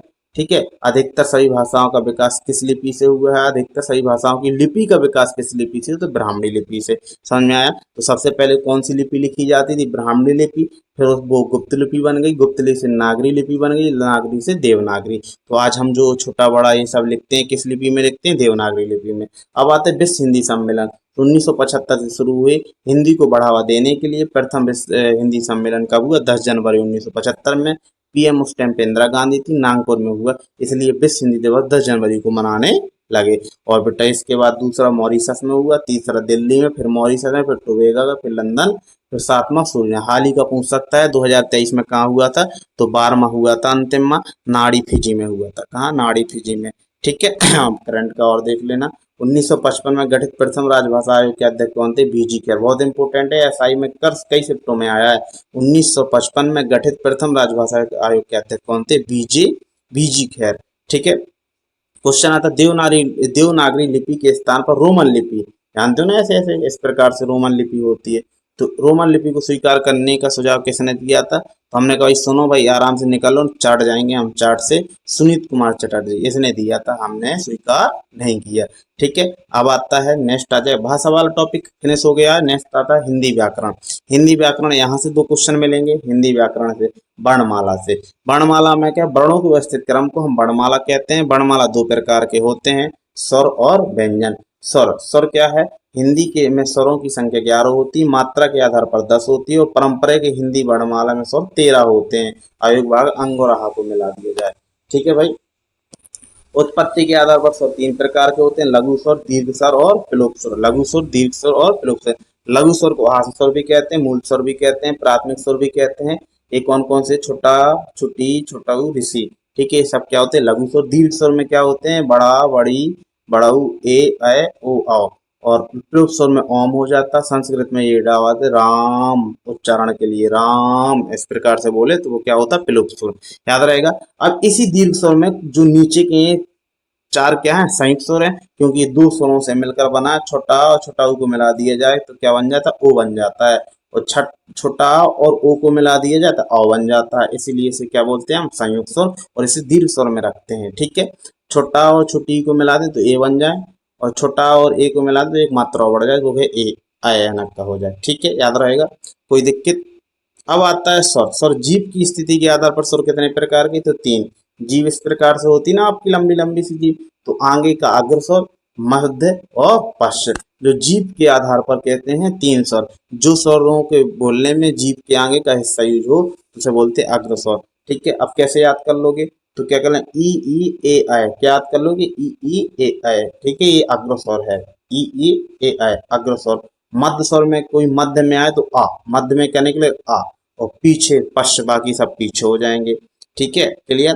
मुख की आकृति के आधार पर, मुख आकृति के आधार पर स्वर कितने प्रकार के, तीन चार प्रकार के। कौन कौन, समृद्ध स्वर, अर्धसमृद्ध, विवृत, अर्धविवृत। समृद्ध के लिए क्या याद कर लोगे, सुई, ट्रिक क्या याद कर लोगे, सुई। सा से समृद्ध, और छोटा ऊ की मात्रा है तो छोटा ऊ और बड़ा ऊ हो जाएगा। ई से छोटी और बड़ी, तो ये क्या हो जाएंगे आपके समृद्ध स्वर, याद कर लोगे। अर्धसमृद्ध के लिए क्या याद कर लेंगे, तो आपको ऐसे याद कर लेना, छोटा बड़ा, छोटी बड़ी, छोटा ऊ बड़ा ऊ, ए ऐ ओ आओ, यहां तक याद कर लोगे। तो आपको क्या याद कर लेना, ट्रिक कर लेना, आधे तो संग में नसाने। क्या याद कर लोगे यार, समृद्धि, आधे तो संग में नसाने, संग में नसाने। तो आधे से अर्धसमृद्ध, संग से समृद्ध, आधे से अर्ध, संग से समृद्ध, नसाने। नौ पे देखो कौन सा अक्षर गिनोगे, एक दो तीन चार पाँच छह सात आठ नौ, ओ आ रहा है ना, तो ये ओ हो जाएगा। और सात पे क्या आ रहा है आपका, ठीक है, तो ए से एडी आ रहा है, तो ये आपके क्या हो जाएंगे, अर्धसमृद्ध। और बी वृत्त के कौन सा आता है, दो नंबर, अर्थात क्या हो जाएगा, बी। बी कितने पे आता है, दो पे, तो बी वृत्त कितने पे, दो। दो पे क्या आता है, आ। या सबसे बड़ा मुंह किस में खुलता है, बड़ा आ बोलने में। ठीक है, बी वृत्त होगा। अर्धविवृत्त क्या हो जाएगा, बाकी सब अर्धविवृत्त हो जाएंगे, कर लोगे। अब आता है ओष्ठ की आकृति के आधार पर स्वर कितने प्रकार के, दो प्रकार के, जिसमें गोल और गोल ओंठों की आकृति गोल बने तो वृत्ताकार, और वृत्ताकार ना बने तो आवृत्ताकार, ऐसे बनेगी। समझ में आया, कैसे बनेगी, आवृत्त, ये हो गया वृत्ताकार, और ऐसे बने तो आवृत्ताकार। ठीक है, बोल के देख लेना, इसमें तो सिंपल सा है, क्योंकि ये बहुत सिंपल है। वृत्ताकार जैसे बोल के देखोगे तो क्या, ऊ, तो आप कैसे ओंठ बनेंगे, ऊ तो और अच्छे बनेंगे ऐसे, ओ तो फिर से ऐसे ओंठ बनेंगे, ओ ऐसे बनेंगे। आ बोलेंगे तो आपका ऐसा बनेगा, आ थोड़ा सा खुला गोल, फिर बड़ा में और ऐसा बनेगा, ई ऐसे बनेगा। ठीक है, तो इस प्रकार से आपकी क्या है, यहाँ से आप बोल कर देख लोगे। ठीक है, अब स्वर को फिनिश कर लिया, अब थोड़ा सा व्यंजन देख लेते हैं। व्यंजन, तो व्यंजनों की कुल संख्या कितनी होती है, 35 होती है, और टोटल कहें तो कितनी होती है, 39 होती है। उत्पत्ति के आधार पर कुल व्यंजन इतने कितने कितने होते हैं, तो वो होते हैं आपके। ठीक है, तो सबसे पहले व्यंजनों का प्रकार देखना, किसके आधार पर, उत्पत्ति के आधार पर व्यंजनों का प्रकार। पहला आता है स्पर्श व्यंजन, 25 होते हैं, का कबूतर से लेके माँ मच्छी तक। एक का वर्ग होता है, का खा गा घा इया, चा छा जा झा इया, टा ठा ढा ढा इया, ता था धा ना, पा फा वा मा। ये क्या होते हैं, सब स्पर्श व्यंजन होते हैं। क्या होते हैं भाई, सब स्पर्श। ये का वर्ग होता है, ये चा वर्ग होता है, ये टा होता है, ये ता होता है, ये पा वर्ग होता है। कैसे याद कर लो, कच्चा टमाटर तलकर पकाओ, कच्चा कच्चा टमाटर तलकर पकाओ। ठीक है, यहाँ याद कर लेना KTM 2, यहाँ ओ कर लेना KTM 2। का से कंठ, ता से तालु, माँ से मूर्धा, दा से दंत, ओ से ओष्ठ, यहाँ भी आएगा तो आगे आपको समझ में आ जाएगा। इसके बाद माँ मच्छी के बाद क्या आता है, या यारी रारत ला लड्डू वा वकील। ये सब क्या होते, अंदर से बोले जाते, या तो अंतस व्यंजन थे। चार कितने हैं आपके, अंतस व्यंजन। ठीक है, इसमें से रा, इसमें जीभ जिसमें लौटने लगे तो उसे लुंठित, तो आर को लुंठित व्यंजन भी कहते हैं, और ला लड्डू को पार्श्विक व्यंजन कहते हैं, या और वह अर्ध स्वर कहते हैं। समझ में आया, इसी अंतस व्यंजन में रारत को हम लुंठित कहते हैं, या और वाह को अर्ध स्वर कहते हैं, और ला लड्डू को पार्श्विक व्यंजन कहते हैं। कर लोगे। अब आता है वाह वकील के बाद सीटी वाला सा, सपेरे का सा, ठीक है, षटकोण का सा, हिरण का है, ये याद रहेगा। तो इसमें क्या हो जाएंगे, चारे उसमें संघर्ष, जिसमें ऊष्मा की आवश्यकता पड़ती है, ऊर्जा की, वो सा सा सा। ठीक है, सा सा सा हा, चार हो गए। हाल के बाद क्या, छत्री, त्रा, त्रिशूल, विज्ञानी, श्रा। तो इसमें क्या है, संयुक्त व्यंजन। ये क्या है आपके संयुक्त व्यंजन। कौन से भैया, संयुक्त। संयुक्त कौन से हैं, तो आपके छछत्री किससे बना है, ये का। और छत्री लोग क्या है, किसी का भी पेट ऐसे फाड़ देते हैं तो ये क्या होता है, पेट, पेट वाला या षटकोण वाला सा, समझ में आया। तो का और सा। और तरा त्रिशूल कैसे बनता है, टी आर से, तो ता और रा। विज्ञानी जिया और इया, ऐसे याद कर लेना, जिया, ठीक है, जिया, जा और इया। सरा तो सलजम वाला सा, उसमें साफ साफ दिख रहा है, और रा दिख रहा है तो सरा बन गया। क्लियर। और दो आपके द्विगुणी व्यंजन है, कौन कौन से, ड़ा और ढा। समझ में आया, ये द्विगुणी व्यंजन, एक ऐसे होता है और एक ऐसे होता है। ठीक है, कर लोगे, कोई दिक्कत। ये द्विगुणी व्यंजन है। अब आता है वायु के आधार पर व्यंजनों के प्रकार, मतलब स्वर और व्यंजन दोनों को मिला के। वायु के आधार पर, अब वायु मतलब बोलने के आधार, जिसमें कम वायु की आवश्यकता है अल्पप्राण, जिसमें ज्यादा वायु की प्राण है महाप्राण। इसको इंग्लिश से लगा सकते हैं, जैसे जैसे ग गमला जी तो कम वायु की पड़ेगी, और जी एच लगा दूं तो ज्यादा। तो इस प्रकार से अब ये अल्पप्राण हो जाएगा, ये महाप्राण है। ट्रिक समझ लो, कुछ भी समझ लो। तो आप समझोगे, जैसे यहाँ देखो, पहला वर्ड, तीसरा, चौथा वर्ण। अब आपको एक वर्ण कहाँ है, तो हमने स्पर्श व्यंजन में वर्ण देखे थे, ये है ना वर्ण। ये पहला वर्ण, ये दूसरा, ये तीसरा, ये चौथा, ये पांचवा। तो वही कह रहा है, ये वर्ण जैसे का कबूतर किससे बनेगा, के अकेले सा, खा खरो के। तो जे अल्पप्राण, जे महाप्राण, जे अल्पप्राण, जे महाप्राण, जे अल्पप्राण, याद रहेगा। तो अल्पप्राण महाप्राण समझ में, जे वाला अल्पप्राण हो जाएगा, एक ये वाला और एक ये वाला। तो क्या हो गए, पहला, तीसरा, पांचवा क्या होता है, अल्पप्राण, बाकी सब महाप्राण। और पूरे अर्ध स्वर, पूरे 11 स्वर, और ये 11 अलावा और द्विगुणी व्यंजन बड़ा, कुल मिला के कुल कितने अल्पप्राण होते हैं, तो आपको 31 होते हैं। महाप्राण कितने होते हैं, तो बाकी ये स्पर्श व्यंजन और सा सा सा, ये सब क्या होते हैं, महाप्राण होते हैं। अब आता है तंत्रिकाओं के आधार पर वर्णमाला। तंत्रिका मतलब जिसमें अंदर से आत्मा कंपन टाइप की हो, कुछ तंत्र इंद्रियां कंपन करें। तो दो प्रकार के, सघोष और अघोष। जिसमें तंत्र की आग होने लगे, कंपन होने लगे, वो सघोष। जिसमें कंपन ना हो वो अघोष। ठीक है। अब सघोष, पहले तो आप सघोष से अच्छा अघोष, आ से अघोष, आ से आंगे। आंगे के दो वर्ण, दो वर्ण कौन कौन से, पहला और दूसरा, ये और ये क्या होता है, ई वाला, ये दो। तो ये कहते हैं अघोष होता है। क्या होता है, अघोष। अघोष तो पहला और दूसरा वर्ण क्या होता है, अघोष। और क्या होता है, सा, ये तीनों सा भी क्या है, अघोष। बाकी बचे सब सघोष। याद कर लोगे। अब आता है उच्चारण के आधार वर्णमाला का प्रकार, मतलब किसका उच्चारण कहाँ से होता है, बहुत इंपॉर्टेंट है। तो कंठ, कंठ से किस किस का होता है, तो का से कंठ, का से का वर्ग, पूरा का वर्ग, का से का, खा, घा, इया, ये सब क्या होता है, का वर्ग होता है। ऊपर आपने पढ़ा है। ठीक है। तो कंठ, कंठ व्यंजन मतलब का वर्ग। देखो मैं दिखाता हूँ का वर्ग कहाँ है, ये देखिए आप, का वर्ग, ये है ना का वर्ग, ये इसकी बात कर रहा हूँ, ये इस वाले पूरे की का वर्ग। ठीक है। इसी को क्या के बोला था ना, इसे कंठ, तालु, मूर्धा, दंत, ओष्ठ, तो वही है। तो कंठ क्या हो जाएगा, का वर्ग इसमें आ जाएगा पूरा कंठ। इसका उच्चारण कहाँ से होता है, कंठ से होता है। ठीक है। और आहा, जब भी हम कोई हवन करते तो बोलते आहा, तो इसका मतलब क्या है, कंठ ही से तो बोलते, तो आ और हा। ठीक है। और का वर्ग पूरा क्या हो जाए, का, खा, घा, ये चीज। अब आता है तालु से, तालु से क्या है, चा वर्ग, चा पूरा, चा, छा, जा, झा, इया, चा वर्ग से बोलते हैं।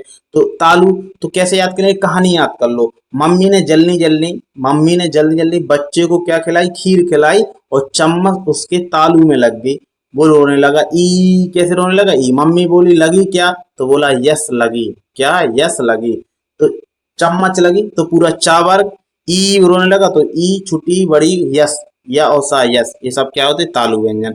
अब आते मूर्धा। तो मूर्धा क्या होता है, टा वर्ग, पूरा क्या है, टा वर्ग। और ऋषि लोग होते, वो मुंह से तो सब कुछ करते, तो ऋषि, रा, ऋषि और रा और सा, ये वाला ऋषि, ये मूर्धा। समझ में आया। अब आता है दंत व्यंजन, जो बेटा क्या है, दांत से जिनका हो दंत व्यंजन उच्चारण। तो ता वर्ग, ता वर्ग पूरा क्या होता है, दंत। तो कहते हैं ला सपारी, ला सपारी दांत से तोड़े, बूढ़े लोग कहने लगते हैं ना दांत, तो दंत, दांत है। ता वर्ग पूरा क्या है, दंत है। और ला लड्डू का क्या है, दंत है। और सपारी वाला सा भी क्या है, दंत। तो ये दंत व्यंजन है। ओष्ठ, जिनमें उच्चारण कहाँ, ओष्ठ से हो, ओंठ। तो पूरा पावर। तो आप कभी पतंग उड़ाए हो, कोई पूछे भैया क्या कर रहे हो, तो आप ऐसे पतंग उड़ा रहे हो ऐसे, तो आप कहोगे पतंग उड़ रही, उड़ रही पतंग। ओंठों से बताओगे, ओंठों से क्या बताओगे, पतंग उड़ रही। तो पूरा पावर, ओष्ठ से ओष्ठ व्यंजन, और छोटा ऊ और बड़ा ऊ। अब आता है ए आड़ी किससे, तो आपको ने अभी देखा होगा भैया, ये किससे मिलकर बना है, तो आपको कुछ छोटा और छोटा ई से, छोटा और ई से मिलके ए आड़ी बन जाता है। आ का उच्चारण कहाँ से? कंठ से। ई का तालु से, इसलिए क्या है? कंठ तालु। ओखली किससे बनता है? तो आप कहोगे आ से और ऊ से। तो ए क्या होता है? कंठ, और ऊ क्या? तो कंठोष्ठ बन गया। और क्या होते हैं? बफा न राही, दांतों से पिटाई करते हैं, दंतोष्ठ। ठीक है, तो क्या बफा करोगे तो दांत तोड़ देंगे, दंतोष्ठ याद कर लेना। तो वा और फा क्या हो जाएगा? दंतोष्ठ हो जाएगा। अब आता है अनुसार। अनुसार वर्ड क्या है? जिसमें केवल वायु नाक से निकले वो अनुसार, जैसे ए वाली बिंदी, ए बिंदी। और अनुनासिक बिंदी जिसमें मुख वायु नाक और वायु दोनों, नाक और मुख दोनों से निकले, वो चांद बिंदी वाले सब क्या है? अनुनासिक हो जाएगा, याद रहेगा। अब आता है स्पर्शी संघर्षी व्यंजन, जिसमें क्या है? संघर्ष भी करना पड़े, वो स्पर्शी जो पांच ऐसे बताया था ना, पांच पांच पांच ऐसे, उसमें हो। तो संघर्ष भी तो चा छा जा झा इसमें करना पड़ता है। ठीक है, याद हो गया। यहाँ वर्णमाला का टॉपिक समाप्त होता है। नेक्स्ट टॉपिक आता है प्रमुख विराम चिन्ह। प्रमुख विराम अंग्रेजी के लिए, अंग्रेजी से लिए गए हैं। विराम हिंदी में विराम चिन्ह 11 है। कामते प्रसाद गुरु ने कुल 20 विराम चिन्ह बताए। हम कुछ खास खास देख लेते हैं। अल्पविराम, ये क्या है? अल्पविराम, ये क्या है? थोड़ा सा कॉमा लगा दें तो अल्पविराम। अर्ध मतलब थोड़ा बड़ा, तो एक ऊपर बिंदी और एक आधा कर दिए तो अर्धविराम। उपविराम मतलब बिंदी और बिंदी, इसे क्या बोलते? उपविराम, याद रहेगा। देखते जाओ भैया। अल्पविराम, अर्धविराम ऐसा चिन्ह हो जाएगा, उपविराम ऐसा हो जाएगा, पूर्ण विराम डंडा लगा देंगे। अवतरण मतलब क्या करते हैं? जिसे इन्वर्टेड कॉमा बोलते हैं, इसे इन्वर्टर कॉमा। तो एकेरा अवतरण और दोहरा अवतरण या उद्धरण चिन्ह। प्रश्नवाचक सबको पता होगा। प्रश्नवाचक विस्म आदि को बिंदी लगी हो। कोष्टक चिन्ह ये होते हैं। योजक चिन्ह डैश बोलते हैं, योजक चिन्ह सॉरी डैश नहीं बोलते, योजक जोड़ने का कार्य करते हैं। डैश तो थोड़ा लंबा होता है। संयोजक या निर्देश डैश, ये डैश है आपका, याद रहेगा। पुनरुक्ति चिन्ह, ऊपर की चीजें बार बार वहीं रिपीट करना। टीका चिन्ह बाद में होता है, पूरा टॉपिक खत्म। दीर्घ उच्चारण बोलने के लिए राम ऐसे। लाघव चिन्ह, जैसे डॉक्टर लिखना तो पीछे क्या लगाते थे? लाघव चिन्ह लगा देते हैं। ठीक है। हंस पद, कोई त्रुटि हो जाए तो हंस पद से। तुल्यता बराबर दिखाने के लिए, वितरण करने के लिए इस प्रकार से चिन्ह लगा देते हैं। पद लोप होने पे डॉट डॉट लगाते हैं। रेखांकित मतलब किसी को अच्छे तरीके दर्शाना, रेखांकित इस प्रकार से होता है। अंडरलाइन बोलते हैं जिसे। और समाप्ति, पूरी किताब समाप्त होती है, इसे क्या है? समाप्ति सूचकांक बोलते हैं। क्लियर? कोई दिक्कत? ये वाला टॉपिक भी फिनिश हो गया। यहाँ से पुलिस में आता रहता है। अब आता है उत्पत्ति या स्रोत के आधार पर शब्द। अब वर्णमाला पढ़ ली तो अब हम शब्द पढ़ेंगे। शब्द, शब्द को कैसे पढ़ेंगे? उत्पत्ति या स्रोत के आधार पर शब्द कितने प्रकार के? 5। तत्सम, तद्भव, देशज, विदेशज, संकर। तो तत्सम तद्भव को समझ लो, है तो वैसे अपने आप में विकराल, लेकिन कुछ खास खास चीजें बताई हैं। तो तत्सम मतलब ज्यों का त्यों, तो आज भी वैसे ही प्रयोग किए जाते हैं, वो होते तत्सम।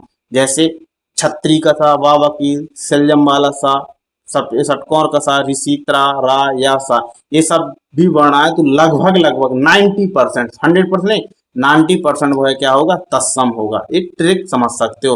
अब तद्भाव, उनका रूप बदल दिया जाए, भाव बदल गया। क्या बदल गया? तो संस्कृत से भाव बदलना, थोड़ा हिंदी हो गया तो रूप या भाव बदल गया, क्या कहलाता? तद्भाव। जैसे या का जा, सा का सपेरा वाला सा, छा छत्री का खा या छा हो जाता, वावकी का वावकड़ी हो जाता, संजम वाला सा का सा सपेरा हो जाता है। और चांदबिंदी हमेशा तद्भाव में आती है। कैसे? देखो जरा। श्यामल, सलजम वाला सा, सपेरा वाला सा सांवला। सुकु, सलजम वाला सा, सपेरा वाला सुअर। सुंड, सूंड। ससुर, ससुर, सपेरा वाला। श्वेत, सफेद। श्रृंगार, सिगार। क्षीर का देखो छा छत्री खाए बदल गया खीर में। अक्षर का अक्षर हो गया, अच्छी का आंख हो गया।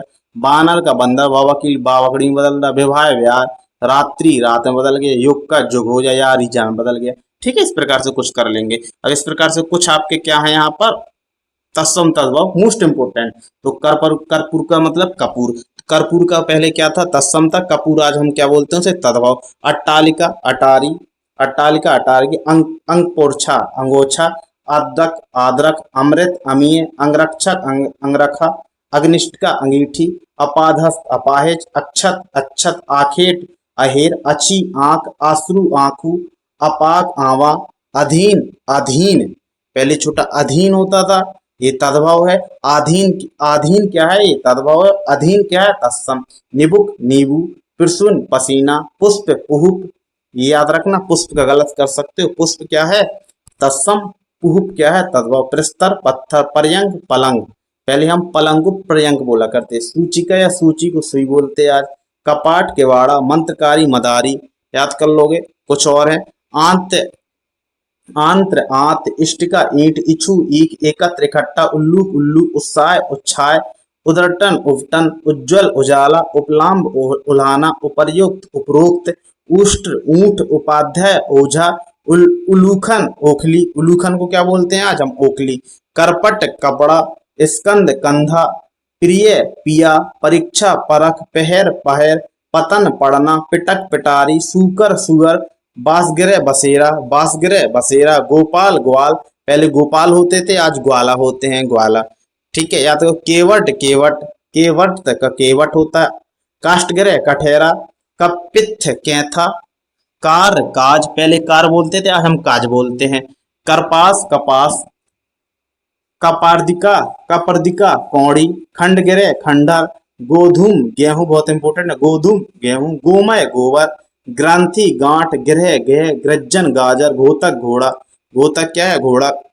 ठीक है, चणक चना, चित्रक चीता, पृथ्वी पृथ्वी, स्फटिक फटकरी, पार्श्विका फांसी, भगनी बहन, वत्स बछड़ा, हिंगू हींग, अही अभी अही, अभीर अहीर, पहले अहीर को अभीर बोलते थे आज हम अहीर बोलते हैं, चक्र का चाक, यव का जौ, यजमान जिजमान, जम्बू जामुन, झरण झरना, टकसाल टकसाल, टंकसाल पहले बोलते थे आज टकसाल हो, तिलक पहले तिलक करवा लो आज बोलते टीका करवा लो, दृष्टि ढीड़, दृष्ट ढीड़, ढीड़ है वो ढीड़ है, ढीड़ ढीड़। ठीक है, तृण तिनका, तिक्त तीता, त्रिणी तीन, त्रिणी त्रिवाणी, त्रिणी तीन, लवण नौन, नारिकेल नारियल, बहुत इंपॉर्टेंट है, कई बार पूछा नारिकेल, तो आज हम कैसे बोलते हैं इसे, नारियल बोलते हैं, हरिद्रा हल्दी, निम्ब नीम, विभूति आज भभूत बोलते हैं हम, भिरमर भौरा भौर बोलते हैं, अभ्यंतर भीतर। ठीक है, विकृति या भू भौ बोलते हैं। ठीक है, भूभुक्षा भूख बोलते हैं, कुछी कहते कुछी, कुछी कोक बोलते हैं, कमल कमल, आज पहले कमल था ये तत्समय कमल शब्द, इसका तद्भव कमल क्या होता है, कमल। ठीक है, अब आता है देशज शब्द, जिनकी उत्पत्ति का कुछ पता ना चले या अपने देश से जिनकी उत्पत्ति हुई हो उनको क्या बोलते हैं, देशज, जैसे थैला, गड़बड़, पेट, पगड़ी, लोटा, टांग, ढोर, डिबरी, घड़ी साज, याद कर लोगे। अब विदेशज शब्द, जिनकी उत्पत्ति किसी दूसरे देश से हुई है, जैसे magistrate, appeal, order, company, camp, cricket, lentil, hospital, captain, और बढ़ा लेना है इसको। ठीक है, मोस्ट है। संकर शब्द, दो भिन्न भिन्न स्रोतों से आए शब्द, अलग अलग भाषा से, छाया प्लस दार, छाया संस्कृत है, दार फारसी, इसलिए क्या बन गया, छायादार। संकर, रेल अंग्रेजी है, गाड़ी हिंदी है, इसलिए क्या बन गया, रेलगाड़ी। रेलगाड़ी क्या है, संकर शब्द। समझ में, छोटा सा समझाया, वैसे तो बहुत बड़ा है अपने आप में टॉपिक। अब आता है रचना या बनावट के आधार पर शब्द के प्रकार। तो रचना मतलब बनावट, देखने के आधार पर तीन प्रकार के, तो रूढ़ शब्द, यौगिक शब्द और योग रूढ़। रूढ़ मतलब क्या होते हैं, रूढ़िवादी, जो कभी टूटे ना। चावल का खंड किया सकता है नहीं, जिन शब्दों का सार्थक खंड ना हो उसे क्या बोलते हैं, रूढ़ शब्द। चावल, पुस्तक, पशु, व्यवहार। यौगिक शब्द जिनका क्या हो, जुड़े हो, यौगिक मतलब योग मतलब जुड़े हो, यौगिक शब्द जिनके सार्थक खंड हो सके। बी प्लस ज्ञान, विज्ञान, समाज, समाज प्लस एक, तो ये क्या है, योग रूढ़। योग रूढ़ क्या होते हैं, यौगिक शब्द हो गए। अब होता है योग रूढ़, मतलब उस रूढ़िवादी शब्द का विग्रह करने पर या टूटने पर वो एक तीसरे व्यक्ति की ओर इशारा करे, या बहुवीर्य समास पूरा। तीसरा कोई योग शासक, जैसे पीताम्बर, पीला है अंबर, अर्थात क्या कह दो, लंबा उदर, अर्थात अरे बोले भैया, दशानन अर्थात रावण, कर लोगे भैया। ये सब क्या होते हैं, योग रूढ़ शब्द। अब आता है रूप, मतलब सकल सूरत के आधार पर। रूप या प्रयोग के आधार पर शब्दों के प्रकार कितने हैं, तो दो प्रकार, या तो बेकार, शब्दों के प्रकार कितने प्रकार के, दो, बेकारी शब्द और अबेकारी शब्द। मतलब संज्ञा, सर्वनाम, विशेषण, क्रिया के आधार पर क्या हो, जिसमें ये सब चीजें क्या होती, बेकारी शब्द, मतलब जिसमें क्या है, विकार उत्पन्न हो सके। अबिकारी मतलब इसमें कुछ कर ही नहीं सकते, कोई चेंजमेंट नहीं कर सकते, अर्थात हम लिंग, बहुवचन कुछ नहीं बदलने से कुछ भी बदल देंगे पर इस पर कोई प्रभाव नहीं पड़ेगा। यह एक प्रकार के अव्यय होते हैं। क्या होते हैं, अव्यय। तो इसमें क्रिया, विशेषण, संबोधक, समुच्चयबोधक, विस्मयादिबोधक, ऐसे शब्द क्या होते हैं, सब अविकारी शब्द। अब आते हैं, जब विकारी शब्द को पढ़ लेते हैं, पहले विकारी में पहले क्या पढ़ेंगे, संज्ञा। तो संज्ञा पढ़ेंगे। संज्ञा क्या है, किसी प्राणी, वस्तु या स्थान, गुण, धर्म, भाव के नाम को हम क्या कहते हैं, संज्ञा। संज्ञा आपकी 5 प्रकार की होती है। सबसे पहले आती है व्यक्तिवाचक संज्ञा, किसी विशेष व्यक्ति के नाम या पहचान कराने वाले शब्द क्या कहलाते हैं, व्यक्तिवाचक। जैसे राम, मुकेश, आगरा, पेन, हिमालय, भारत, गंगा, जनवरी, सब क्या है, व्यक्तिवाचक संज्ञा। अब जाति क्या है, उसकी पूरी जाति का बोध कराएगी, यहाँ पर नाम नहीं बताएगी। जैसे मानव, अब पता नहीं कौन सा मानव हो सकता है, तो ये क्या है, संपूर्ण जाति का बोध होगा, मानव। भाई, वकील, डॉक्टर, नेता, महीना, ये सब क्या हो जाएंगे आपके। जैसे महीना में जनवरी कह दूं तो व्यक्तिवाचक हो जाएगा, और महीना कह दिए तो ये जातिवाचक हो जाएगा। अब आता है भाववाचक। भाववाचक संज्ञा, जिसमें भाव मतलब गुण, दो, दशा, अवस्था आदि की पहचान करे। जैसे मानव क्या है, जातिवाचक, और मानव का किसी का नाम ले लूं जैसे राम तो व्यक्तिवाचक हो जाएगा। ठीक है, और मानवता कर दूं तो उसका क्या है, भाव है, तो ये क्या है, भाववाचक संज्ञा। जैसे बचपन जातिवाचक, और बच्चा क्या है, जातिवाचक सॉरी, और बचपन क्या हो जाएगा आपका, भाववाचक। ईमानदारी, क्रोध, ये सब क्या है, भाववाचक। अब आता है समूहवाचक। समयवाचक, समयवाचक क्या होता है, संपूर्ण समूह का बोध हो, झुंड टाइप का, जैसे भीड़, झुंड, गुच्छा, कमेटी, परिषद, सप्ताह। ठीक है, ये सब क्या है, समूह। पदार्थ में क्या, नाप तोल करने वाली वस्तु पदार्थ है, जो दूध, दही, सोना, चांदी, ये सब क्या है, पदार्थवाचक। नेक्स्ट आता है सर्वनाम। नेक्स्ट क्या आता है, सर्वनाम। अब सर्वनाम क्या था, संज्ञा के स्थान पर प्रयोग किए जाने वाले शब्द क्या कहलाते हैं, सर्वनाम। जैसे राम लड़का था, राम पढ़ता था, राम खाना खाता, राम, तो राम राम बोलने में गुस्सा आएगी, तो राम के स्थान पर कुछ हम शब्द लगा लें, जैसे वह। तो राम लड़का था, वह पढ़ता, तो वह किसके लिए आया, राम के लिए, तो यही तो सर्वनाम है। संज्ञा की जगह उसके लिए प्रयोग किया जाए तो वो क्या होता है, सर्वनाम। उसने खाना, उसने किसके लिए आया, राम के लिए, तो इसलिए ये क्या है आपका सर्वनाम। सर्वनाम भी आपके क्या हो जाएंगे आपके, तो 6 प्रकार के हो जाएंगे। कौन कौन से, पुरुषवाचक सर्वनाम। पुरुषवाचक में क्या आता है, जो एक व्यक्ति खुद के लिए बात करे तो उत्तम पुरुष, मैं और हम, मध्यम पुरुष, बीच वाले के तुम, आप, और तीसरे अन्य व्यक्ति के लिए ए, वे, यह, वह, ये सब क्या होते हैं, पुरुषवाचक सर्वनाम होते हैं। अब आता है निश्चयवाचक सर्वनाम, अर्थ है कन्फर्म का, यह सर्प है, यह वह, ये क्या होता है, निश्चयवाचक सर्वनाम होता है। अनिश्चित सर्वनाम क्या होते हैं, अनिश्चयवाचक, इसमें कुछ कोई लगाएगा, कन्फर्म नहीं होगा। संबंधवाचक सर्वनाम क्या हो जाएगा, जैसी करनी वैसी भरनी, जो बोएगा वो काटेगा, जो लगाएगा सो पाएगा, ये क्या होगा, संबंधवाचक। प्रश्नवाचक, प्रश्न पूछेगा, क्या, कौन, कब, क्यों, कैसे। निजवाचक क्या हो जाएगा, इसमें कन्फर्म करेगा, ये मेरा ही चीज है। ठीक है, निश्चय बताएगा, स्वयं अपने आप को बताएगा। क्लियर, समझ जाओगे। अब आता है विशेषण। क्या आता है, विशेषण। तो संज्ञा या सर्वनाम की विशेषता बताने वाले शब्द विशेषण कहलाते हैं। विशेषण की विशेषता बताए अगर शब्द को फिर विशेषण कहलाता है। ठीक है, विशेषण क्या होते हैं आपके, तो आप कहोगे सर जी विशेषण 4 प्रकार के होते हैं। गुणवाचक विशेषण अर्थात गुणों की विशेषता बताएगा, संख्यावाचक विशेषता संख्या की विशेषता, परिमाणवाचक विशेषता, और सारमानिक विशेषता। याद कर लोगे। अब यहाँ एक एग्जाम्पल दिया, मोहन बहुत बुद्धिमान है। बहुत बुद्धिमान लड़का है, लड़का क्या है, एक संज्ञा है। ठीक है, जातिवाचक संज्ञा है। मोहन एक विशेष है, क्योंकि इसकी विशेषता बताई जा रही है। इसकी विशेषता क्या है कि वो बुद्धिमान है, तो ये विशेषण हो जाएगा। और विशेषण की विशेषता है कि बहुत है, तो ये प्री विशेषण हो जाएगा। याद कर लोगे भैया, ये क्या हो जाएगा, प्री विशेषण। अब नेक्स्ट आता क्रिया। क्या याद कर लो, क्रिया जिस मूल शब्द से बनी होती है उसे क्या कहते हैं हम, क्रिया। जिस मूल शब्द से बनी होती है उसे धातु कहते हैं। अर्थात क्रिया किससे बनती है, धातु से बनती है। जिन शब्दों से काम होने का पता लगाया जाए वो क्रिया कहलाती है। क्रिया 2 प्रकार की होती है, उत्पत्ति के आधार पर, रचना के आधार पर। उत्पत्ति के आधार पर प्राणार्थक क्रिया, नाम धातु क्रिया, पूर्वकालिक क्रिया, यौगिक क्रिया। तो अब इसे हम पढ़ लेंगे। प्राणार्थक क्रिया, प्राणार्थक क्रिया क्या होता है, जब काम या तो स्वयं करेगा या किसी दूसरे से करवाएगा, वो क्या है, प्राणार्थक क्रिया। जैसे क्या है, प्रथम प्राणार्थक वो द्वितीय। माँ भोजन बनाती है, प्रथम प्राणार्थक। माँ राधा से भोजन बनवाती है, द्वितीय प्राणार्थक क्रिया।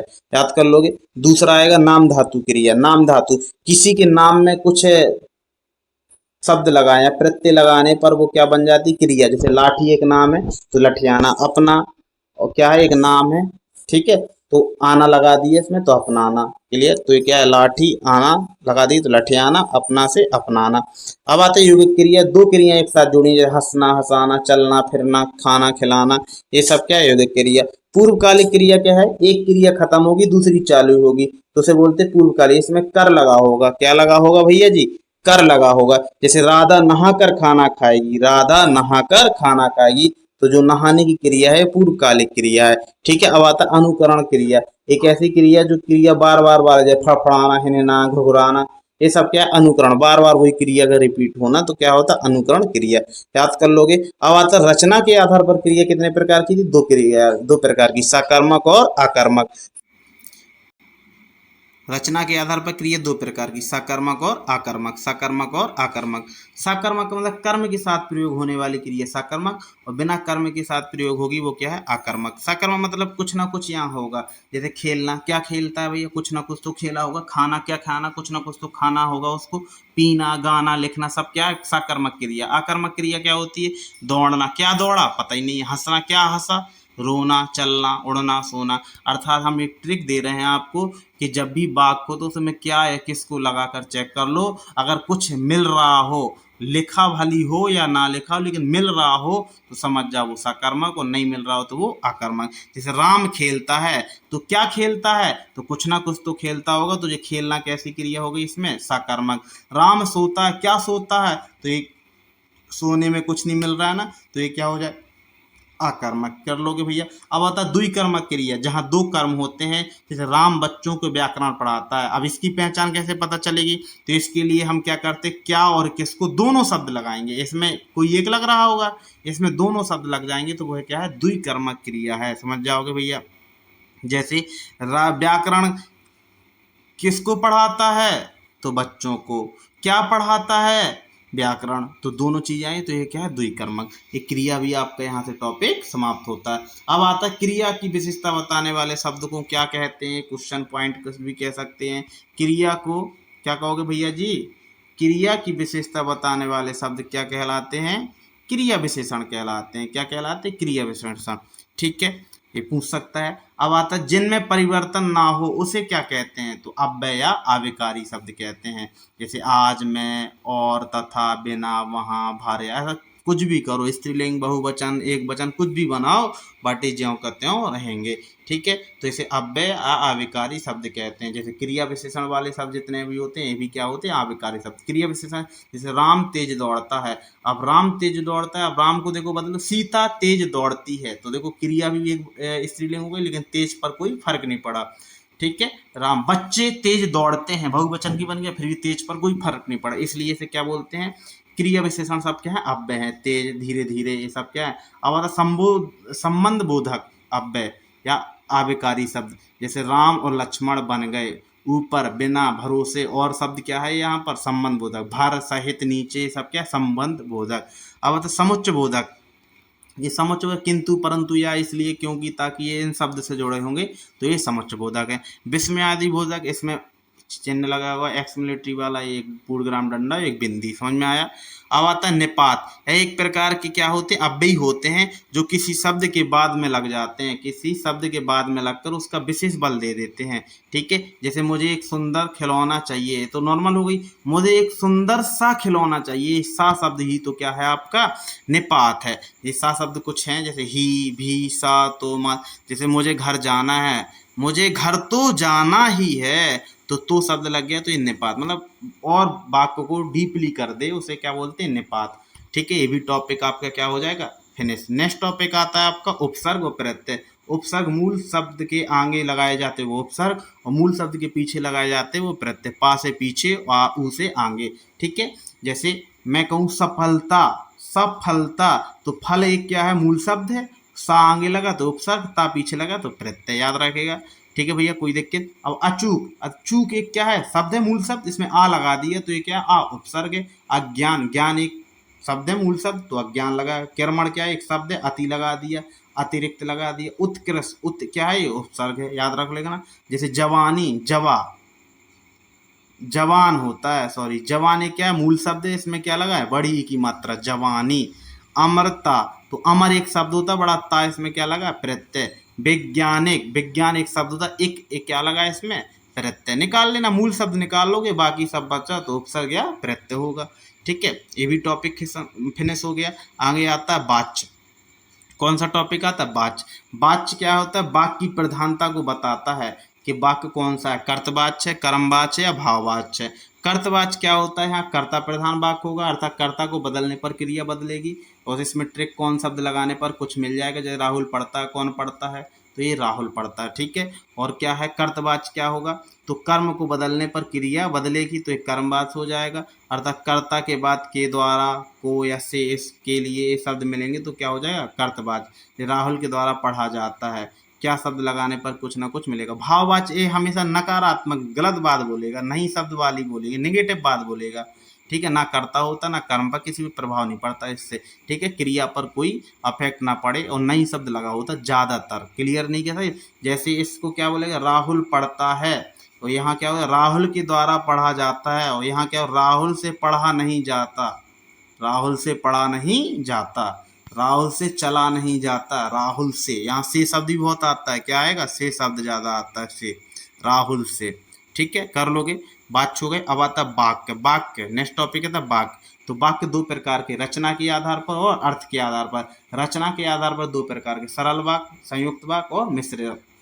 सरल मतलब सीधे सीधे वाक्य, आज स्कूल जाना है, खाना खाना, ये सब सर के सरल वाक्य हो। संयुक्त वाक्य होगा, दो या दो से अधिक सरल वाक्य क्या होंगे, जुड़े होंगे। और अथवा, एवं, या, अथवा, लेकिन, किंतु, परंतु, फर, फिर भी, अतः, नहीं तो, यदि, ऐसे शब्द मिलेंगे। ये शब्दों से क्या होगा, जुड़ाव, समझ जाना, संयुक्त शब्द है। क्लियर। अब आता है मिश्रित वाक्य। तो एक ट्रिक याद करना, मिश्रा जी की युगल जोड़ी। तो मिश्रित वाक्य से पहचान लो कि जा शब्द मिलेगा, जी जो मिलेगा, की का मिल जाएगा, की मिल जाएगा, क्या मिल जाएगा, की, युगल जोड़ी मिल जाएंगी, बहुत इंपॉर्टेंट। यहाँ से क्वेश्चन, युगल, युगल मतलब ज्यों त्यों, युगल जोड़ी तो जैसा वैसा, कहाँ जहाँ, जब तक, यदि तो, अगर तो, जहाँ तक, ये सब क्या युगल जोड़ी है। तो समझ जाना है कौन सा मिश्रित वाक्य है। ठीक है, जैसे लड़का ने माना की मिल गया, मिश्रा जी की, अतः ये कैसा मिश्रित वाक्य है। कर लोगे। वह अमीर है फिर भी दुखी है, वह अमीर है, फिर से जुड़ा, तो ये क्या हो जाएगा, संयुक्त। समझ में आया, कोई दिक्कत। अगला नेक्स्ट टॉपिक आता है आपका लिंग। लिंग क्या है, तो शब्दों को वाक्य में प्रयोग करके चेक कर लेते हैं। लिंग दो प्रकार के होते हैं, स्त्रीलिंग और पुल्लिंग। स्त्रीलिंग को मादा और पुल्लिंग को नर कहते हैं। ठीक है, जैसे पाठक का स्त्रीलिंग क्या, पटकाइन, हिंदू का हिंदुनी, कवि का कवित्री, बहुत इंपॉर्टेंट है, वीर का वीरांगना, चीटी का नर चीटी, कोयल का नर कोयल, लाला का ललाइन, पंडित का पंडितानी।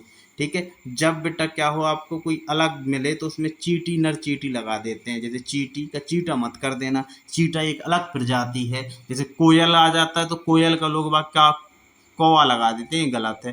कोयल एक स्त्रीलिंग है और नर कोयल एक क्या है, पुल्लिंग है। ठीक है, अब पहचानोगे कैसे से शब्द देख, किताब कैसा है, ऐसा पूछता है क्वेश्चन कि किताब स्त्रीलिंग है कि पुल्लिंग, तो हम इसमें अच्छी ट्रिक लगा लेंगे या शब्द का प्रयोग कर लेंगे, कहीं वाक्य में प्रयोग कर लेंगे कि अच्छी किताब तो स्त्रीलिंग है, समझ में आया। कपड़ा तो अच्छा कपड़ा, पुल्लिंग है। चावल अच्छा चावल, पुल्लिंग है। मक्का अच्छा मक्का बोलते हैं, लेकिन मक्का की रोटी होती, मक्का की अच्छी रोटी है, तो मक्का क्या है, स्त्रीलिंग है। आइए आप बात मान लो, मक्का क्या है, स्त्रीलिंग। अब आता है नेक्स्ट टॉपिक वचन। नेक्स्ट टॉपिक कौन सा है, वचन। वचन का शाब्दिक अर्थ होता है संख्या।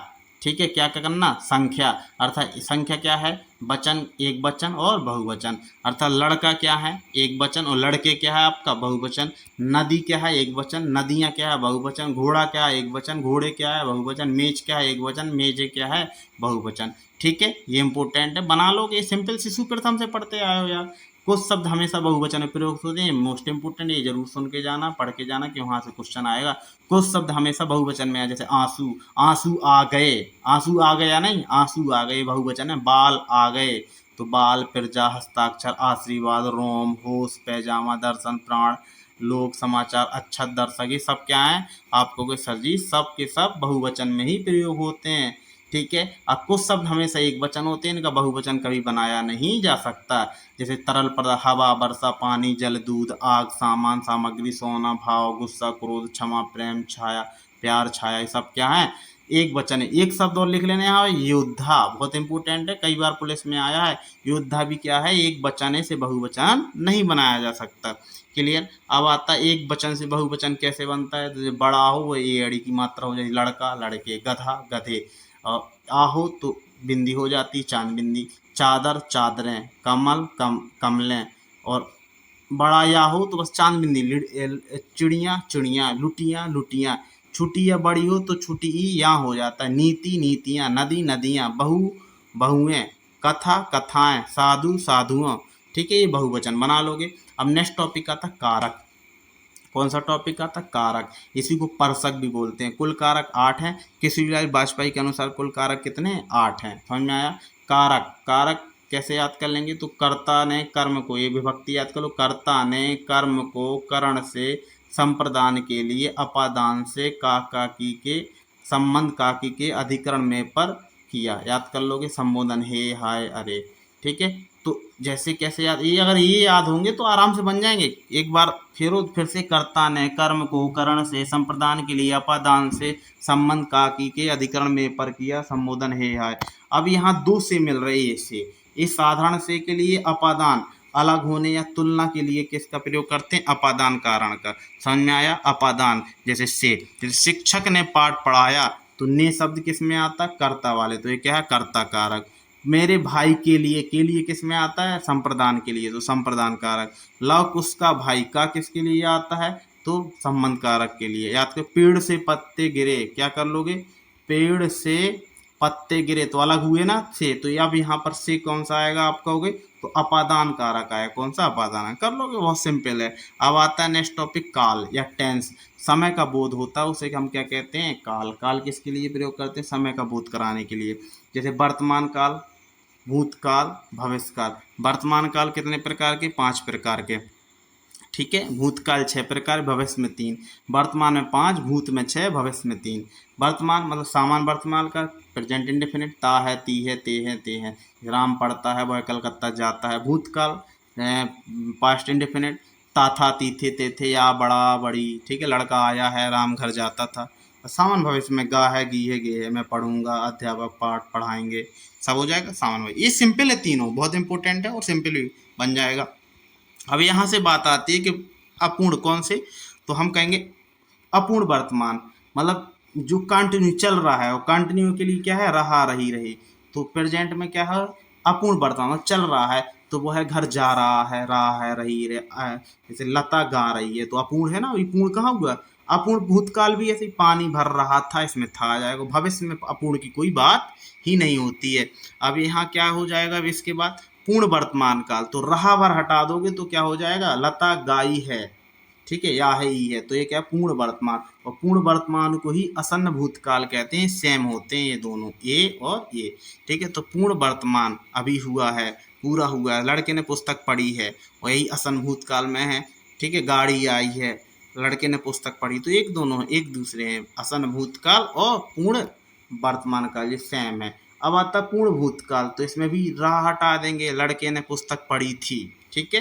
अब आता संदिग्ध, संदिग्ध के लिए क्या आएगा, संदिग्ध वर्तमान काल, ता होगा, रहा होगा, राम खाता होगा, बच्चे स्कूल जा रहे होंगे, होंगे होंगे लग जाता है, इंडेफिनिट में होंगे होंगे लग जाते हैं। संदिग्ध भूतकाल में राम ने खाना खाया होगा, पत्र लिखा होगा, ये संदिग्ध भूतकाल हो जाएगा।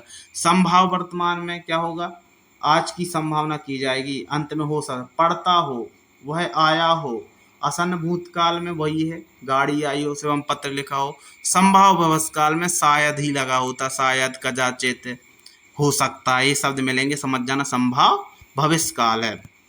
और यहाँ क्या हो जाएगा, हेतु, हेतु मद भूतकाल, यहाँ कहानी टाइप की होगी, यदि तुम ऐसा करते तो ऐसा हो जाता, तो ये हेतु, हेतु भूतकाल। और यहीं क्या है, ऐसा होगा तो ऐसा हो जाएगा, तो ये क्या हो, हेतु, हेतु भविष्यकाल। बहुत सिंपल है, एक बार और पढ़ लेना अच्छे से। नेक्स्ट टॉपिक आता है रस।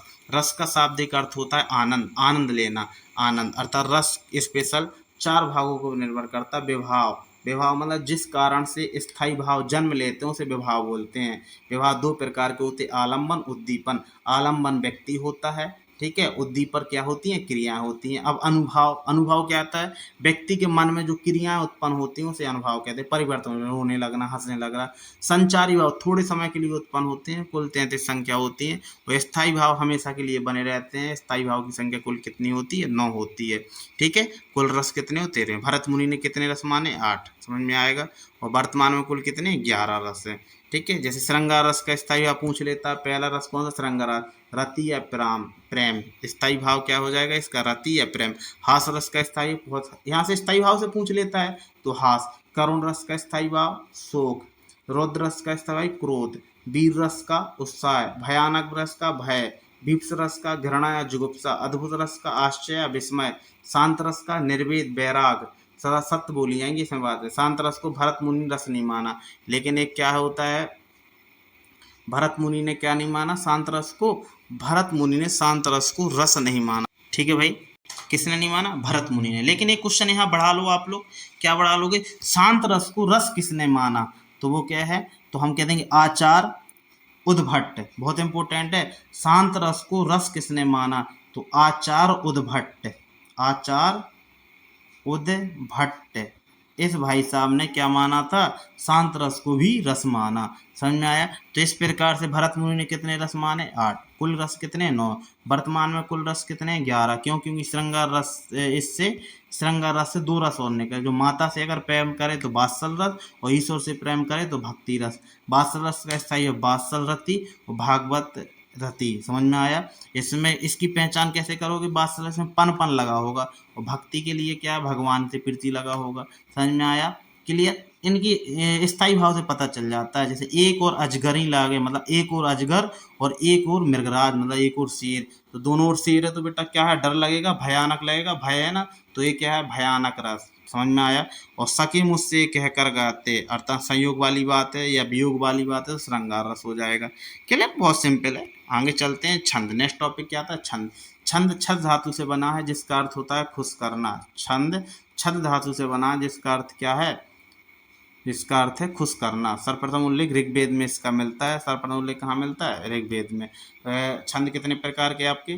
तो आपको वैसे 5 प्रकार के, लेकिन मोस्ट कितने? 4। मात्रिक छंद, वर्णिक छंद, मुक्तक छंद और वर्णिक वृक्ष छंद। इसमें मात्राएं गिनी जाती है, इसमें वर्ण को गिना जाता है, इसमें वर्ण प्लस मात्रा दोनों से मुक्त होता है, इसमें कुछ नहीं गिना, इसमें वर्ण और मात्रा दोनों गिनी जाती हैं। क्लियर?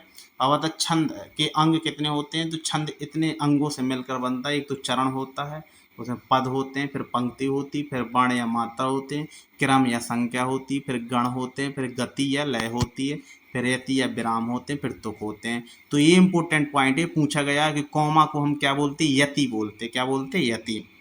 और चरण कितने प्रकार के होते हैं? तो ये आप चरण होता है, पहला चरण, द्वितीय, तृतीय, चतुर्थ, ये चरण बोलते हैं। तो पहले और तृतीय को हम विषम चरण बोलते हैं, और द्वितीय और चतुर्थ को सम चरण बोलते हैं। ठीक है? क्योंकि यहाँ अभी क्वेश्चन आने वाला सम और विषम का, तो आपको याद होना चाहिए। अब आता है मात्रिक छंद। मात्रिक छंद के क्या होगा?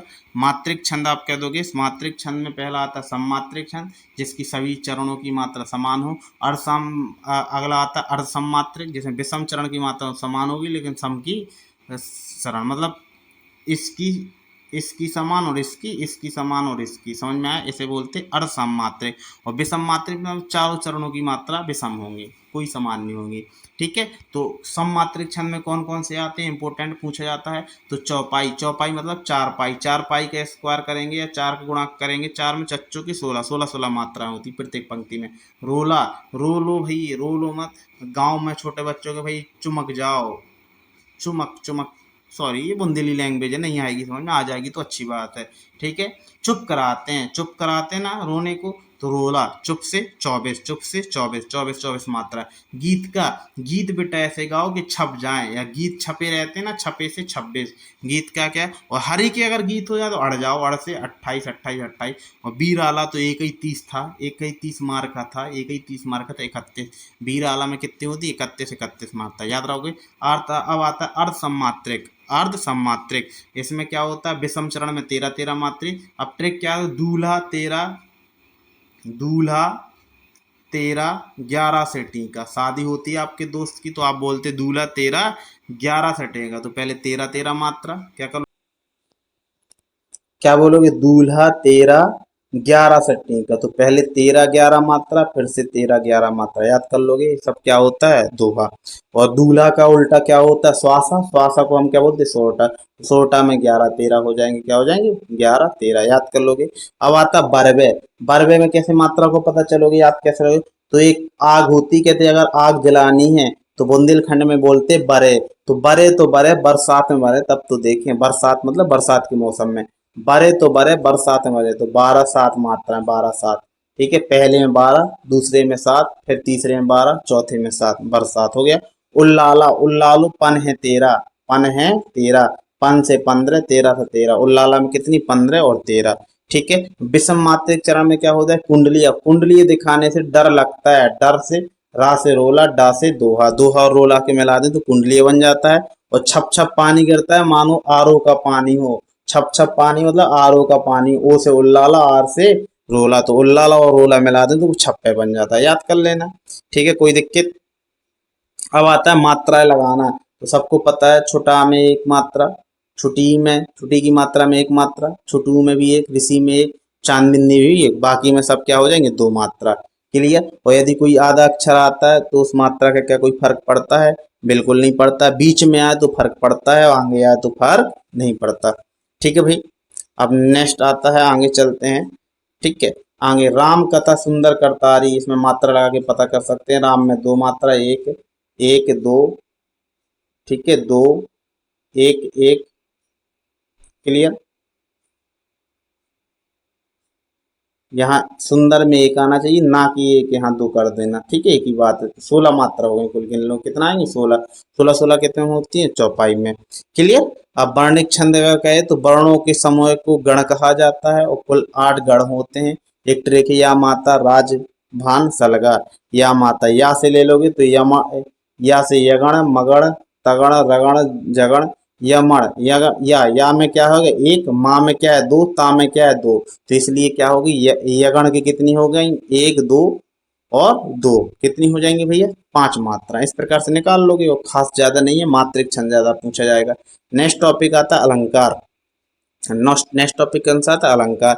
तो काव्य की शोभा बढ़ाने वाले शब्दों को हम क्या कहते हैं भैया जी, अलंकार कहते हैं। अलंकार दो प्रकार के, शब्द अलंकार और अर्थ अलंकार। शब्द अलंकार को पहले हम अच्छे से समझेंगे, किसको भैया, शब्द अलंकार को। तो शब्द अलंकार समझते हैं। पहला आता है अनुप्रयास अलंकार, अर्थात वर्णों की आवर्ती होती है जहां पर वो कौन सा अलंकार, अनुप्रयास होता है। तरनी, तनुज, तर्तमाल, तरुबर, वहिता, ता की देखो बेटा क्या हो रही, वर्णों की आवर्ती हो रही, तो ये क्या है, अनुप्रयास अलंकार। अब आता है यमक अलंकार, एक शब्द दो बार आएगा बट अर्थ हर बार अलग होगा। ये सजना है मुझे, सजना के लिए देखो दो सब बार आया, लेकिन इस बार सजने का मतलब है बेटा सजना सबन्ना, और एक सजना का मतलब है पति देव वाले सजना। समझ में आया। अब आता श्लेष अलंकार, कोई शब्द एक ही बार आएगा बट अर्थ एक से ज्यादा होंगे। जैसे पानी गए ना उबरे, मोती मानुष चून, अर्थात पानी के एक से अधिक शब्द हैं, तो ये क्या है, चिपकना अर्थ। ठीक है, क्या होगा, और इसकी एक पहचान है, अंत में लगभग कोमा लगा होगा, नहीं होगा तो कोई अलग 3 शब्द होंगे। अब आता है वक्रोक्ति अलंकार, बातों घुमा फिरा कहना। जैसे मैं सुकुमार नाथ बन जोगी, तुम्हें उचित पहे मोहे कहूँ भागू। ठीक है, तो ये क्या है, वक्रोक्ति अलंकार। आता है भीप्स अलंकार, आदर, हर्ष, शोक आदि भाव को व्यक्त करने के लिए यहाँ पर किस अलंकार का प्रयोग किया, भीप्स अलंकार। अर्थात ट्रिक क्या हो जाएगी, एक शब्द 2 बार आएगा, अर्थ सेम रहेंगे, और छी छी कॉमन लगा होगा, छी छी, राम राम, भुजा भुजा, हाय हाय, ये सब क्या है, ये सूरज जग का बुझा बुझा। तो ये कौन सा अलंकार है, भीप्स अलंकार, याद कर लोगे। अब अनुप्रयास के भी कुछ भाग हैं। अनुप्रयास के क्या, छेक अनुप्रय, वृत्तांश, लटा अनुप्रय, अंतर, अंत्य अनुप्रयास, छेका। छेक मतलब एक ही वर्ण के छेक छेक के आए, एक से अधिक वर्ण है। वृत्तानुसार का मतलब एक वर्णमाला की क्या आए, वही वही आए। लटानुप्रयास क्या हो गए, लटे रहेंगे सेम। अंतनुमा अंत में सेम आएगा। श्रुता मतलब तुक बनाने के लिए कहेगा, समझ में आया। तो क्या है, अनुप्रयास अलंकार, इतना ज्यादा नहीं है, आप यही पढ़ लो, अनुप्रयास, यमक, श्लेष, वक्रोक्ति, भीप्सा। ठीक है। अब आता है अर्थ अलंकार। अर्थ अलंकार क्या है, तो पहला आता है उपमा अलंकार, उपमा करना, तुलना करना। तो उपमेय की तुलना उपमान से की जाती, ज्यों, सम, सा, तुल, ऐसे क्या मिलते हैं आपको, ये शब्द मिलेंगे, ट्रिक है ये। सीता का मुख चंद्र सा, मिल गया ना सा, तो ये कौन सा है, वाचक शब्द है। सीता क्या है, उपमेय है, और चांद से तुलना की तो ये उपमान है, और साधारण धर्म गुण है, क्या है, सुंदर। समझ में आया। अब आता रूपक, ये क्या है, यहाँ उपमेय की उपमान से क्या कर ली जाए, वेद रहित आरोप कर लिया जाए। यहाँ योजक चिन्ह होता है, कभी कभी ना भी हो तो भी चलेगा। सीता का मुख चंद्र सा है, अगर सा लगाए तो उपमा, और सा हटा दे तो रूपक। सीता का मुख चंद्र है, कौन सा हो जाएगा, रूपक अलंकार। अब आता उत्प्रेक्षा, इसमें मनु मानव लग जाता है, मनु मानव, जनु जानो आ जाएगा, समझ जाना, उत्प्रेक्षा। मानो सीता का मुख चंद्र, तो कौन सा अलंकार हो जाएगा, उत्प्रेक्षा। अति संयोग, बढ़ा चढ़ाकर बात कहते हैं, विश्वास करना थोड़ा सा कठिन होता है। जैसे हनुमान की पूंछ में लगन न पाई आग, लंका सारी जल गए, भगे निशिचर भाग। अर्थात हनुमान की पूंछ में आग ही नहीं लगाई, फिर जल गई लंका। तो ये क्या, थोड़ा सा बढ़ा चढ़ा के, अर्थात अति संयुक्ति अलंकार। अगला है संदेह अलंकार, जब हमें क्या है, कंफ्यूजन बनी रहे, कंफ्यूजन बनी रहे और वस्तु कन्फर्म ना हो, तो हम कहेंगे कि कुछ ट्रिक है, कि क्या, की दो, की भो, किंग, अथवा, या जैसे शब्द मिलेंगे। जैसे एक एग्जाम्पल, सारी बीच नारी है, या देखो या मिल गया, कि नारी बीच सारी है, की मिल गया ना, कि सारी ही किनारी है, किनारी की बीच सारी है। तो ये क्या, संदेह अलंकार। अगर यही संदेह क्या हो जाए, कंफ्यूजन क्लियर हो जाए, मतलब हमें क्या है, एक मान लो क्या है, एक पत्ता डला है, और हम समझे पत्ता है कि पैसा है, पत्ता है कि पैसा है, डला था पत्ता, हमने उसे पैसा मान लिया, कंफर्म कर दिया। तो कंफर्म कर दे होती तो भ्रांति मार, और मानते रहे सोचते रहे कि ऐसा है कि ऐसा है तो वो संदेह। क्लियर। तो भ्रांति मार जब संदेह कंफर्म हो जाए तो वो भूल बस। जैसे ओस बिंदु चुग रहे हसन मोती, मतलब क्या है, हसनी क्या है, मोती। ओस की बिंदु तो वो सोच रही मोती और वो चुगने लगी। समझ में आया। तो ये क्या है, भ्रांति मार। अब आता मानवीकरण, अर्थात बेजान वस्तुओं की समानता जुधारियों से करना। जैसे देख दशा रघुवर की, वृक्ष फूट फूट कर रहा है। ये क्या है, क्या है, मनुष्य की तरह तुलना कर दी है ना, मानवीकरण कर दिया। आता विभाना, अर्थात बिना साधन के काम हो जाए तो विभाना अलंकार। जैसे बिन पद चले सुने बिन काना, बिना पैर के चलना, बिना कान के सुनना, अजीब सी बात है ना, विभाना अलंकार। प्रतीप अलंकार क्या होता है, उपमा का उल्टा होता है। जैसे अभी मैंने सीता का मुख चांद है, तो सीता का मुख चांद सा है, मतलब सीता की तुलना चांद से कर रहे हैं। अब चांद की उल्टी तुलना सीता से करने लगे तो एक उल्टा हो जाएगा। अर्थात क्या हो जाएगा, प्रतिपलन। जैसे चांद सीता के मुख जैसा है, उल्टा हो गया ना, तो ये क्या हो जाएगा, प्रतिपलन का। अब बता उपहनोती, पनहोती से याद करना, पनहोती लोग नहीं डालते ना, तो अगर जब भी क्या हो जाए नहीं शब्द मिल जाए समझ जाना पनहोती अलंकार है। विरोधाभास, मतलब आगे कुछ और बोलेगा पीछे उसी का उल्टा बोलेगा तो वो विरोध करेगा, विरोधाभास। विलोम शब्द दिए होंगे इसमें। अथाय पानी रखता या सूखा सा गात। अब पानी रखता, अथाय का क्या होता, सूखा। ठीक है, तो ये क्या है, उल्टा हो गया। अब आता अन्वय अलंकार, अर्थात उसके जैसा कोई अन्न है। सुंदर नंद किशोर से सुंदर नंद की, उसी की तुलना उसी से कर दे तो वो होता है अन्य कोई नहीं, जैसे बोलते अन्वय अलंकार। ये इस प्रकार से अलंकार वाला टॉपिक भी फिनिश हो जाए है। अब आता समास। समास का शाब्दिक अर्थ होता है संक्षेप। समास आपके कितने प्रकार के होते हैं तो आप देख लेंगे बेटा, समाज कितने हो जाएंगे। तो 6 प्रकार के समास, अव्ययभाव समास, द्वंद्व समास, द्विगु समास, कर्मधार, बहुवीर्य और तत्पुरुष समास। अब आता है अव्ययभाव समास। अव्ययभाव समास पहला पद प्रधान होता है इसमें। जैसे ये कुछ ट्रेक हैं, कुछ पहचान है, कुछ शब्द हैं, समझ लेना। यथा, अनु, प्रीति, अति, इति, सा, सु, उप, निर, निय, दूर, दोष। अर्थात कह देंगे कुल मिला के उपसर्ग लगा हो तो वो अव्ययभाव समास होगा। जैसे यथाशक्ति, यथा संभव, अनुरूपम, हाथों हाथ, रातों रात, ये सब क्या है, अव्ययभाव समास है। द्वंद्व समास, द्वंद्व मतलब लड़ाई झगड़ा। दो लोग होंगे, उनके बीच योजक चिन्ह भी लगा भी हो सकता, नहीं भी लगा, लेकिन दोनों एक दूसरे के विपरीत होंगे, मतलब लड़ाई झगड़ा वाला फंसा होगा, तो इसे बोलेंगे द्वंद्व समास। जैसे नदी नाले एक दूसरे के विपरीत हैं, तो नदी लादे। पाप पुण्य एक दूसरे के विपरीत है, तो ये द्वंद्व है, फंसा ना। राधा कृष्ण एक दूसरे के विपरीत है, माता पिता, गौरी शंकर, ये द्वंद्व समास है। समझ में आया। अब आता है द्विगु। द्विगु मतलब गिनती, जहां पर गिनती की बात हो वो क्या होता है, द्विगु समास। पहला पद संख्या बात, जैसे चौराहे, 4 रास्ताओं का समय आ गया, दोपहर 2 पहरों का समय, त्रिलोक 3 लोगों का समय, पंचमढ़ी, पंचवटी, पंजाब, तिरंगा, तिमाही, नावग्रह, अटकोना, ये सब क्या हो जाएंगे आपके द्विगु समास, क्योंकि गिनती की बात हुई। अब आता है कर्मधार समास। कौन सा भैया जी, कर्मधार। कर्मधार समास, तो कर्मधार समास में क्या होता है आपका, तो यहाँ पर विशेषण बताएगी, विशेषता बताएगी। क्या है, द्वितीय पद और उत्तर पद प्रधान होता है, और विशेषण और विशेष्य का संबंध होता है। ठीक है, जैसे गाय, नीली गाय, गाय की विशेषता क्या है कि वह नीली है, तो यहाँ पर कौन सा समास है, कर्मधार। विशेषता बताए, महापुरुष, अर्थात महान है जो पुरुष, महापुरुष की विशेषता क्या है, महान। चरण कमल, कमल के समान चरण, चरण की विशेषता है वो कमल के समान है, समझ। नील कमल, सज्जन, सत है जो जन, चंद्रमुखी, परमेश्वर, सद्भावना, ये सब क्या कर्मधार समास है। नेक्स्ट आता है बहुवीर्य समास, अर्थात इसमें दोनों पद मिलकर तीसरे पद का निर्माण करता है, वो बहुवीर्य समास कहलाता है। मतलब विशेषता तो वही रहेगी लेकिन कोई स्पेशल व्यक्ति मिल जाएगा। ठीक है, तो कर्मधार समास बन जाएगा। अर्थात कर्मधार का विक्रय करने पर कोई व्यक्ति स्पेशल मिलेगा तो वो कौन सा हो जाएगा, बहुवीर्य समास बन जाएगा। जैसे दशानन, 10 आनंद, 10 है आनंद जिसके, अर्थात कोई व्यक्ति है क्या ऐसा, तो हाँ बिल्कुल है, रावण, तो ये कौन सा हो जाएगा, बहुवीर्य समास। चतुर्भुज, 4 है भुजाएं जिसकी, है का कोई ऐसा, तो विष्णु। लंबोदर, लंबा है उधर जिसका, श्वेतांबर, सफेद है अंबर जिसके। गजानन, गज है जिसके, गज जैसा है आनंद जिसका। त्रिनेत्र, कमल नयन, चतुरानन, पंकज, कनपटा, त्रिवाणी, स्वरूप, सतखंडा, अनंग, कामदेव है, अनंग को क्या बोलते हैं, पवनासन, मृत्युंजय, मुरारी, दीर्घवायु, सब क्या है, भगवानों के लगभग जितने भी हैं वो सब क्या है, बहुवीर्य समास है, याद कर लोगे। अब एक और बार का समास, वो कौन सा, छठवां, तत्पुरुष समास। तत्पुरुष समास भी कितने प्रकार के, 6 प्रकार के। इसके लिए विभक्ति याद होगी तो समझ में आ जाएगा तुरंत। कर्ता ने कर्म को करण से संप्रदान के लिए अपदान से संबंध का किया, अधिकरण में पर किया, ये सब क्या हो जाएगा। जैसे गगन चुंबी, गगन को चूमने वाला, को शब्द आ गया ना।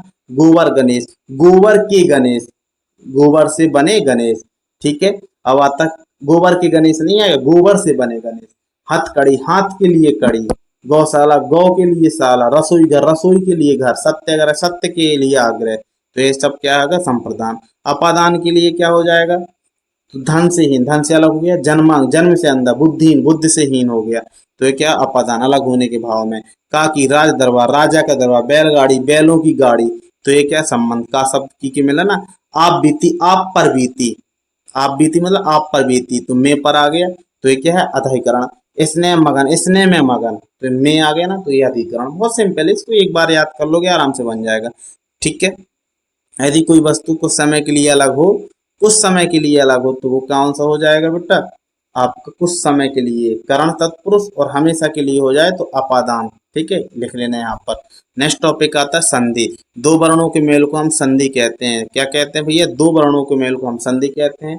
संधि तीन प्रकार की होती है, स्वर संधि, व्यंजन संधि और विसर्ग संधि। जब स्वर से स्वर का मेल होता है स्वर संधि बन जाती है, और व्यंजन का व्यंजन से या स्वर से मिले व्यंजन संधि, और विसर्ग का स्वर या व्यंजन से मिले तो वो विसर्ग संधि। अब आता है स्वर संधि। स्वर संधि आपकी पांच प्रकार की, दीर्घ, गुण, वृद्धि, यण या आदि। दीर्घ संधि क्या होता है बेटा, दीर्घ में सुधा बड़ा, ये बड़ा बनाता है। छोटा छोटा मिलके बड़ा बनेगा, तो बड़ा छोटा मिलेंगे तो भी बड़ा बनेगा। छोटी छोटी सेम लोगों से मिलकर बनते बड़े। बड़े कैसे मिलते, सेम। तो अगर आ है तो आई से मिलेगा, ठीक है। ऊ है तो ऊ ई से मिलेगा, ई है तो ई से मिलेगा, तो ये क्या है, दीर्घ संधि। समझ में आया। दीर्घ संधि जैसे देव प्लस आल है, देवालय। देव प्लस आल है, देखो देव, देव है, बा कैसा, छोटा, और आ क्या है, बड़ा, तो देवालय। अति प्लस ही अतियु, परीक्षा प्लस अर्थी, परीक्षार्थी। मही प्लस महेंद्र, ये सब क्या है, दीर्घ संधि। अब आता है गुण संधि। कौन सा बेटा, गुण। तो ये गुण बदल लेगा, क्या बदल लेगा, गुण संधि। गुण संधि मतलब ये आ ई मिलके ए आड़ी बना देगा, आ और ई मिलके ए आड़ी बना देगा, तो ये कौन सी संधि हो जाएगी, गुण संधि।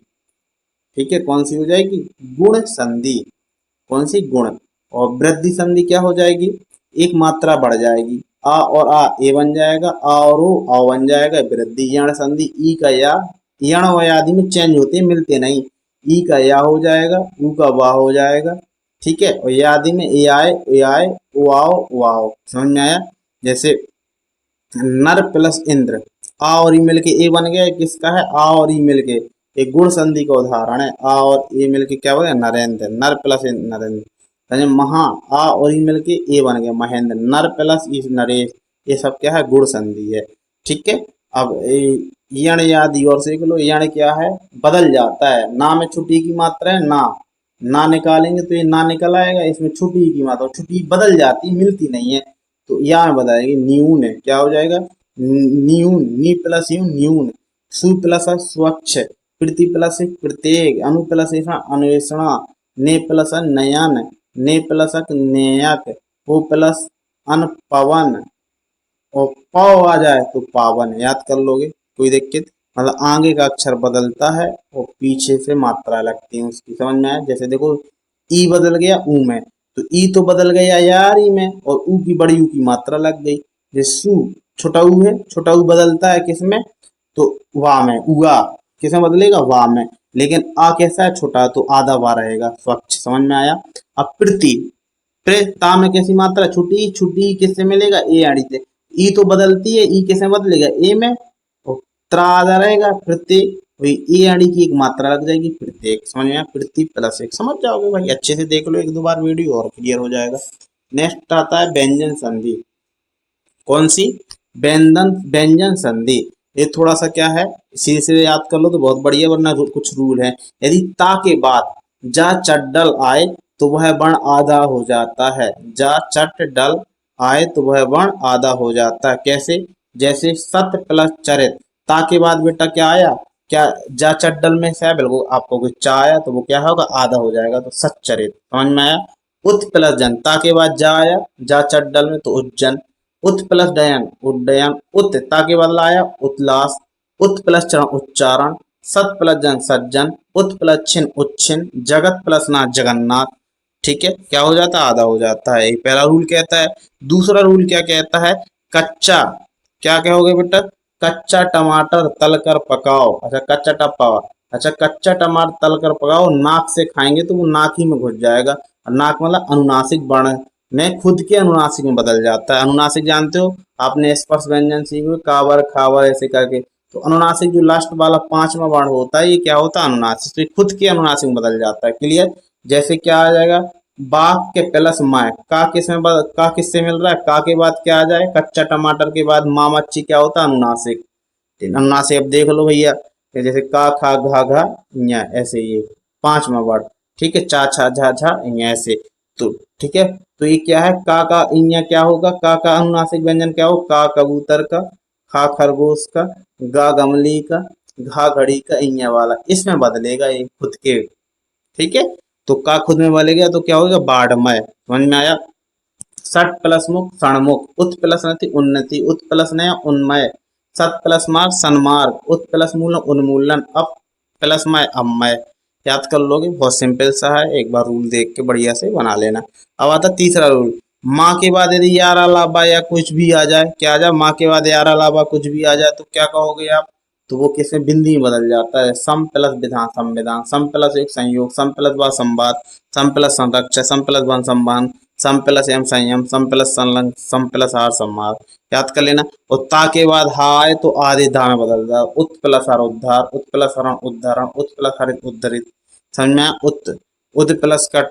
ठीक है, और क्या आ जाए ता के बाद, तो धा में बदलो, दा किसी से भी मिले अधिकतर ता में चेंज होता है। उद प्लस कट उत्कट, उद प्लस कष्ट उत्कष्ट, उद प्लस तीन उत्तीर्ण, उद तद प्लस का तत्काल, सत प्लस का सत्कार, विप्त प्लस विपत्ति। याद कर लोगे। पांचवा रूल क्या है, कच्चा तपा के बाद कोई भी वर्ण आए तो वो अपने तीसरे वर्ण में चेंज हो। दिक प्लस का दिग्गज, दिक प्लस अनदिग्गांत, बाग प्लस ही बागी। इतने में यहाँ आपकी क्या होती है, व्यंजन संधि भी समाप्त होती है। अब आती विसर्ग संधि। कौन सी भैया, विसर्ग। तो विसर्ग के बाद कुछ भी यार अलावा आए तो वो ओ में बदलता है, अधिकतर यहीं से बदलता है। मनहा प्लस विकार तो मनोविकार, मनहा प्लस कूल मनोकूल, मनहा प्लस हर मनोहर, यश प्लस दा यशोदा, मना प्लस हर मनोरथ, तप प्लस बल तपोबल। याद कर लोगे। अब विसर्ग के बाद क्या आएगा, अगर चा चम्मच आए या छा छाता आए तो वो सा सलजम बदल जाता है विसर्ग के बाद। ठीक है, यार अरब आए तो ओ में बदलेगा, और चा छा आए तो विसर्ग सलजम वाले साय बन जाएगा। समझ में आया। फिर दुष्ट प्लस चले दुष्चले, नमः प्लस ते नमस्ते, निश्च प्लस चला निश्चल, निस प्लस ते निस्तेज। ठीक है, क्लियर। निस प्लस छल निश्चल, पकड़ लोगे।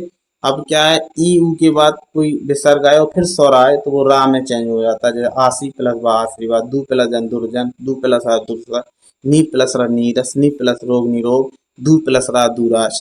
बहुत इंपॉर्टेंट है, यही एग्जाम्पल ही भर पढ़ लो, इतनी बहुत बड़ी बात है। ठीक है, अब नेक्स्ट आता पर्यायवाची। और पर्यायवाची भाई साहब आपको याद ही करने पड़ेंगे, तो पर्यायवाची आप लोग याद कर लेना। तीर जैसे बाण नरास सर बिसिक सिलमुख इसु आसो, तीर का याद कर लेना। अमृत का, ये इंपॉर्टेंट है। जुगनू का, ब्रह्मा का, गाय का, कली का, आंख, आग, हवा, चतुर, घोड़ा, जंगल। ठीक है, हाथी, सांप। ठीक है, कर लोगे। जैसे तीर का क्या है, बाण नराज सर बिसिक सिलीमुख इसु आसुक। याद कर लोगे। अमृत का सुधा, सुधा, अमीय, पीयूष, सोम, अव्यहार, देवानंद, देवाहार, जीवनोदक, जीवन को देने वाला अमृत। जुगनू खगोत, सोन किरवा, पट बिजना, भग जोगनी, अपने पीछे भगाती रहती ना जल जल के। ब्रह्मा विधि विधाता, अज स्वयंभू बोलते हैं हम, लोकेश पितामह आतंभू, नाभि जन्म, हिरण गर्भ, हिरण के गर्भ से पैदा हुई इसलिए हिरण गर्भ भी कहते हैं। गाय का गोधेनु, पैसनी, सुरभि, महेमी। सुरभि बहुत इंपॉर्टेंट है, पूछा गया है, गाय का होता है। नेक्स्ट क्या है, कलिका, कलिका मुकुल, गुंचा, नवपल्लव, कोपल, कोरक, जालक, डोंडी। याद कर लोगे। आंख का नेत्र, नयन, दृग, लोचन, बिलोचन, तछु, अच्छी, चश्म, दीदा, अंबक। अब आता आग का, अग्नि, अनल, पावक, सिका, बड़ा, बही। नेक्स्ट आता हवा का, वायु, अनिल, समीर, बात, मारुत, बयार, पवमान। नेक्स्ट आता चतुर का, नागर, हाजिर जवाब, फुर्तीला, तीव्र बुद्धि। घोड़ा का अश्व, घोतक, बजी, धय, तुरंग। जंगल का विपिन, कानन, कांतर, अरण्य। हाथी का नग, हस्ती। सांप का अहीर, अम्भोग, गोकर्ण। ठीक है, याद कर लोगे। गरुड़ का खमेश, बहुत इंपोर्टेंट है, गरुड़ का खमेश। ठीक है, सरदार का मुखिया, अग्रणी, अगुआ। कमल का उत्पल, नलिन, राजू, अब्ज, सरेज। मोर का सिकी, कलापी, केकी। बहुत इंपोर्टेंट भैया ये केकी, बहुत इंपोर्टेंट। मोर का सिकी, कलापी केकी, पुष्प का सुमन, कुसुम, पिरसुन, अनूप का अनूखा। ये इंपोर्टेंट पर्यायवाची थे, वरना अखंड है वो भी पढ़ सकते हो पहले, लेकिन इतना याद कर लो। ये मोस्ट इम्पोर्टेंट विलोम शब्द है, कुछ मोस्ट इम्पोर्टेंट विलोम शब्द है। सन्यासी रहना, गृहस्थ जीवन में रहना, गुप्त करना, प्रकट करना, स्थावर रहना, जंगम रहना, नूतन का पुरातन, अनुरक्ति का विरक्ति, वेष्टि का समष्टि, तीक्ष्ण रहना, मंद रहना, बर्बर रहना, सभ्य रहना, तीव्र, मंथर, अर्पण, ग्रहण, गरल, सुधा, तिमिर, आलोक, अग्नि, अंबर, कौटिल, अर्ज्व, स्थूल, सूक्ष्म, अथ, इति, बध, निध, आदि, अंत, बहु बहुधा, यथा कदा, सर्वज्ञ, अल्पज्ञ, उन्मीलन, निमीलन, बहुत इंपॉर्टेंट है। कर्कश, मधुर, यथार्थ, आदर्श, ऋजु, वक्र, तीक्ष्ण, कुंडित, गौरव, लाघव, भूगोल, खगोल, क्षुद्र, होता, खिन्न, मुदित, जड़, चेतन, तृष्णा, तृप्ति। इंपोर्टेंट है, कर लेना। एक शब्द के अनेक शब्द भी आता है, ये भी टॉपिक आपके पुलिस में। जैसे बालक, बालक किस किस को बालक, बाल किस किस की बाल होती है, तो बालक को बाल बोल देते हैं हम। केस को भी बाल बोलते हैं, फसल को भी बाल बोल देते हैं, फसल की बाल होती है ना, इंठल को भी बाल बोल देते हैं। दल किस किस का, किसे किसको बोलते हैं, सेना को भी दल बोलते हैं, समूह को, पक्षी को, चिड़िया को। अब्ज किसे बोलते हैं, संघ को बोल देते हैं, चंद्रमा को, कपूर को, कमल को। अंक किसे बोलते, गोद को भी बोल देते, संख्या को भी बोलते, अध्याय को भी बोलते, नाटक का एक भाग भी होता है। द्विज पक्षी को बोलते, दांत को बोलते, अंडज प्राणी, ब्राह्मण, चंद्रमा को भी बोलते द्विज। नख किसे बोलते, पर्वत, सूर्य, सर्प। हरि, हरि किस किस को बोलते, विष्णु को बोलते हरि, सूर्य को भी हरि बोलते, सर्प को भी हरि बोलते, सिंह को भी हरि, इंद्र को, मेढक को, घोड़ा को, बानर को, हाथी को, यमराज को, किरण को, कोयल को, सबको हरि बोल देते हैं। अर्थ, अर्थ किस किस को बोलते, धन को भी बोलते हैं अर्थ। मतलब कहते क्या अर्थ है भैया, क्या मतलब है। कारण भी पूछ लेता क्या अर्थ है, लिए भी पूछा जाता है अर्थ। मूक मतलब गूंगा, चुप, बेबस। कर किस किस का होता है, हाथ को भी कर बोलते, किरण बोलते हैं, टैक्स बोलते, करागो। हाथी की सूढ़ भी क्या बोलती है, कर। यहाँ आपके विलोम शब्द, वो अनेकार शब्द हो गया। समृद्ध भिन्नार्थम, दो शब्दों के पूछा जाएगा, बोलेगा कुल का अर्थ, वंश है तो कुल का अर्थ क्या होगा, तो कहते तुम्हारे कुल में क्या हुआ, कुल मतलब वंश, कुल में किनारा। ठीक है। अली और अली, छोटी अली भौरा और बड़ी अली सखी। सकल, सकल, सकल का मतलब क्या, संपूर्ण, और सकल का मतलब रूप। अंश मतलब हिस्सा, अंश मतलब कंधा। अनिल मतलब हवा, अनल मतलब आग। मंदिर मतलब देवालय, मंदिरा मतलब अस्वालय। अपेक्षा, उपेक्षा, अपेक्षा करना मतलब आशा करना, उपेक्षा मतलब निरादर करना।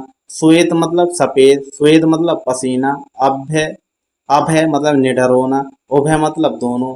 चिर का मतलब पुराना, कहते चिर, चिरंजीवी भाव, पुराना। चीर मतलब कपड़ा, चीरना होना। आदि मतलब आरंभ, आदि, अब अभ्यस्त। तनु मतलब पतला, तनु माने पुत्र होता है। इति समाप्ति, इति विघ्न। चपला बिजली, चपल तेज। आधि मानसिक, व्याधि कष्ट। अन्न दूसरा, अन्न अनाज। दीन, दिन दिवस। दीन कहे तो गरीब। आकृति, आकृति का आकृति और आकृति, आकृति मतलब बनावट, आकृति का मतलब बुराकार, बुराकार कर दिया। ठीक है, याद कर लोगे। नेक्स्ट आता मुहावरे। काव्य व अंश होता है, काव्य का एक क्या, वाक्य का सॉरी एक अंश होता है, जिसे मुहावरे कहते हैं। जैसे कोहलू का बैल होना, बुरी तरह काम में लगा रहना। खाक में मिलना, सब कुछ नष्ट हो जाना। काठ होना, स्तब्ध होना। ख्याली पुलाव पकाना, असब बातों की कल्पना करना। कान में तेल डालना, कुछ न सुनना। अरण्य रोदना, व्यर्थ प्रयास करना। कब्र में पैर लटकाना, मृत्यु के समीप आना। अंकुश न मानना, ना डरना। मक्खी पर मक्खी मारना, पूरी नकल करना।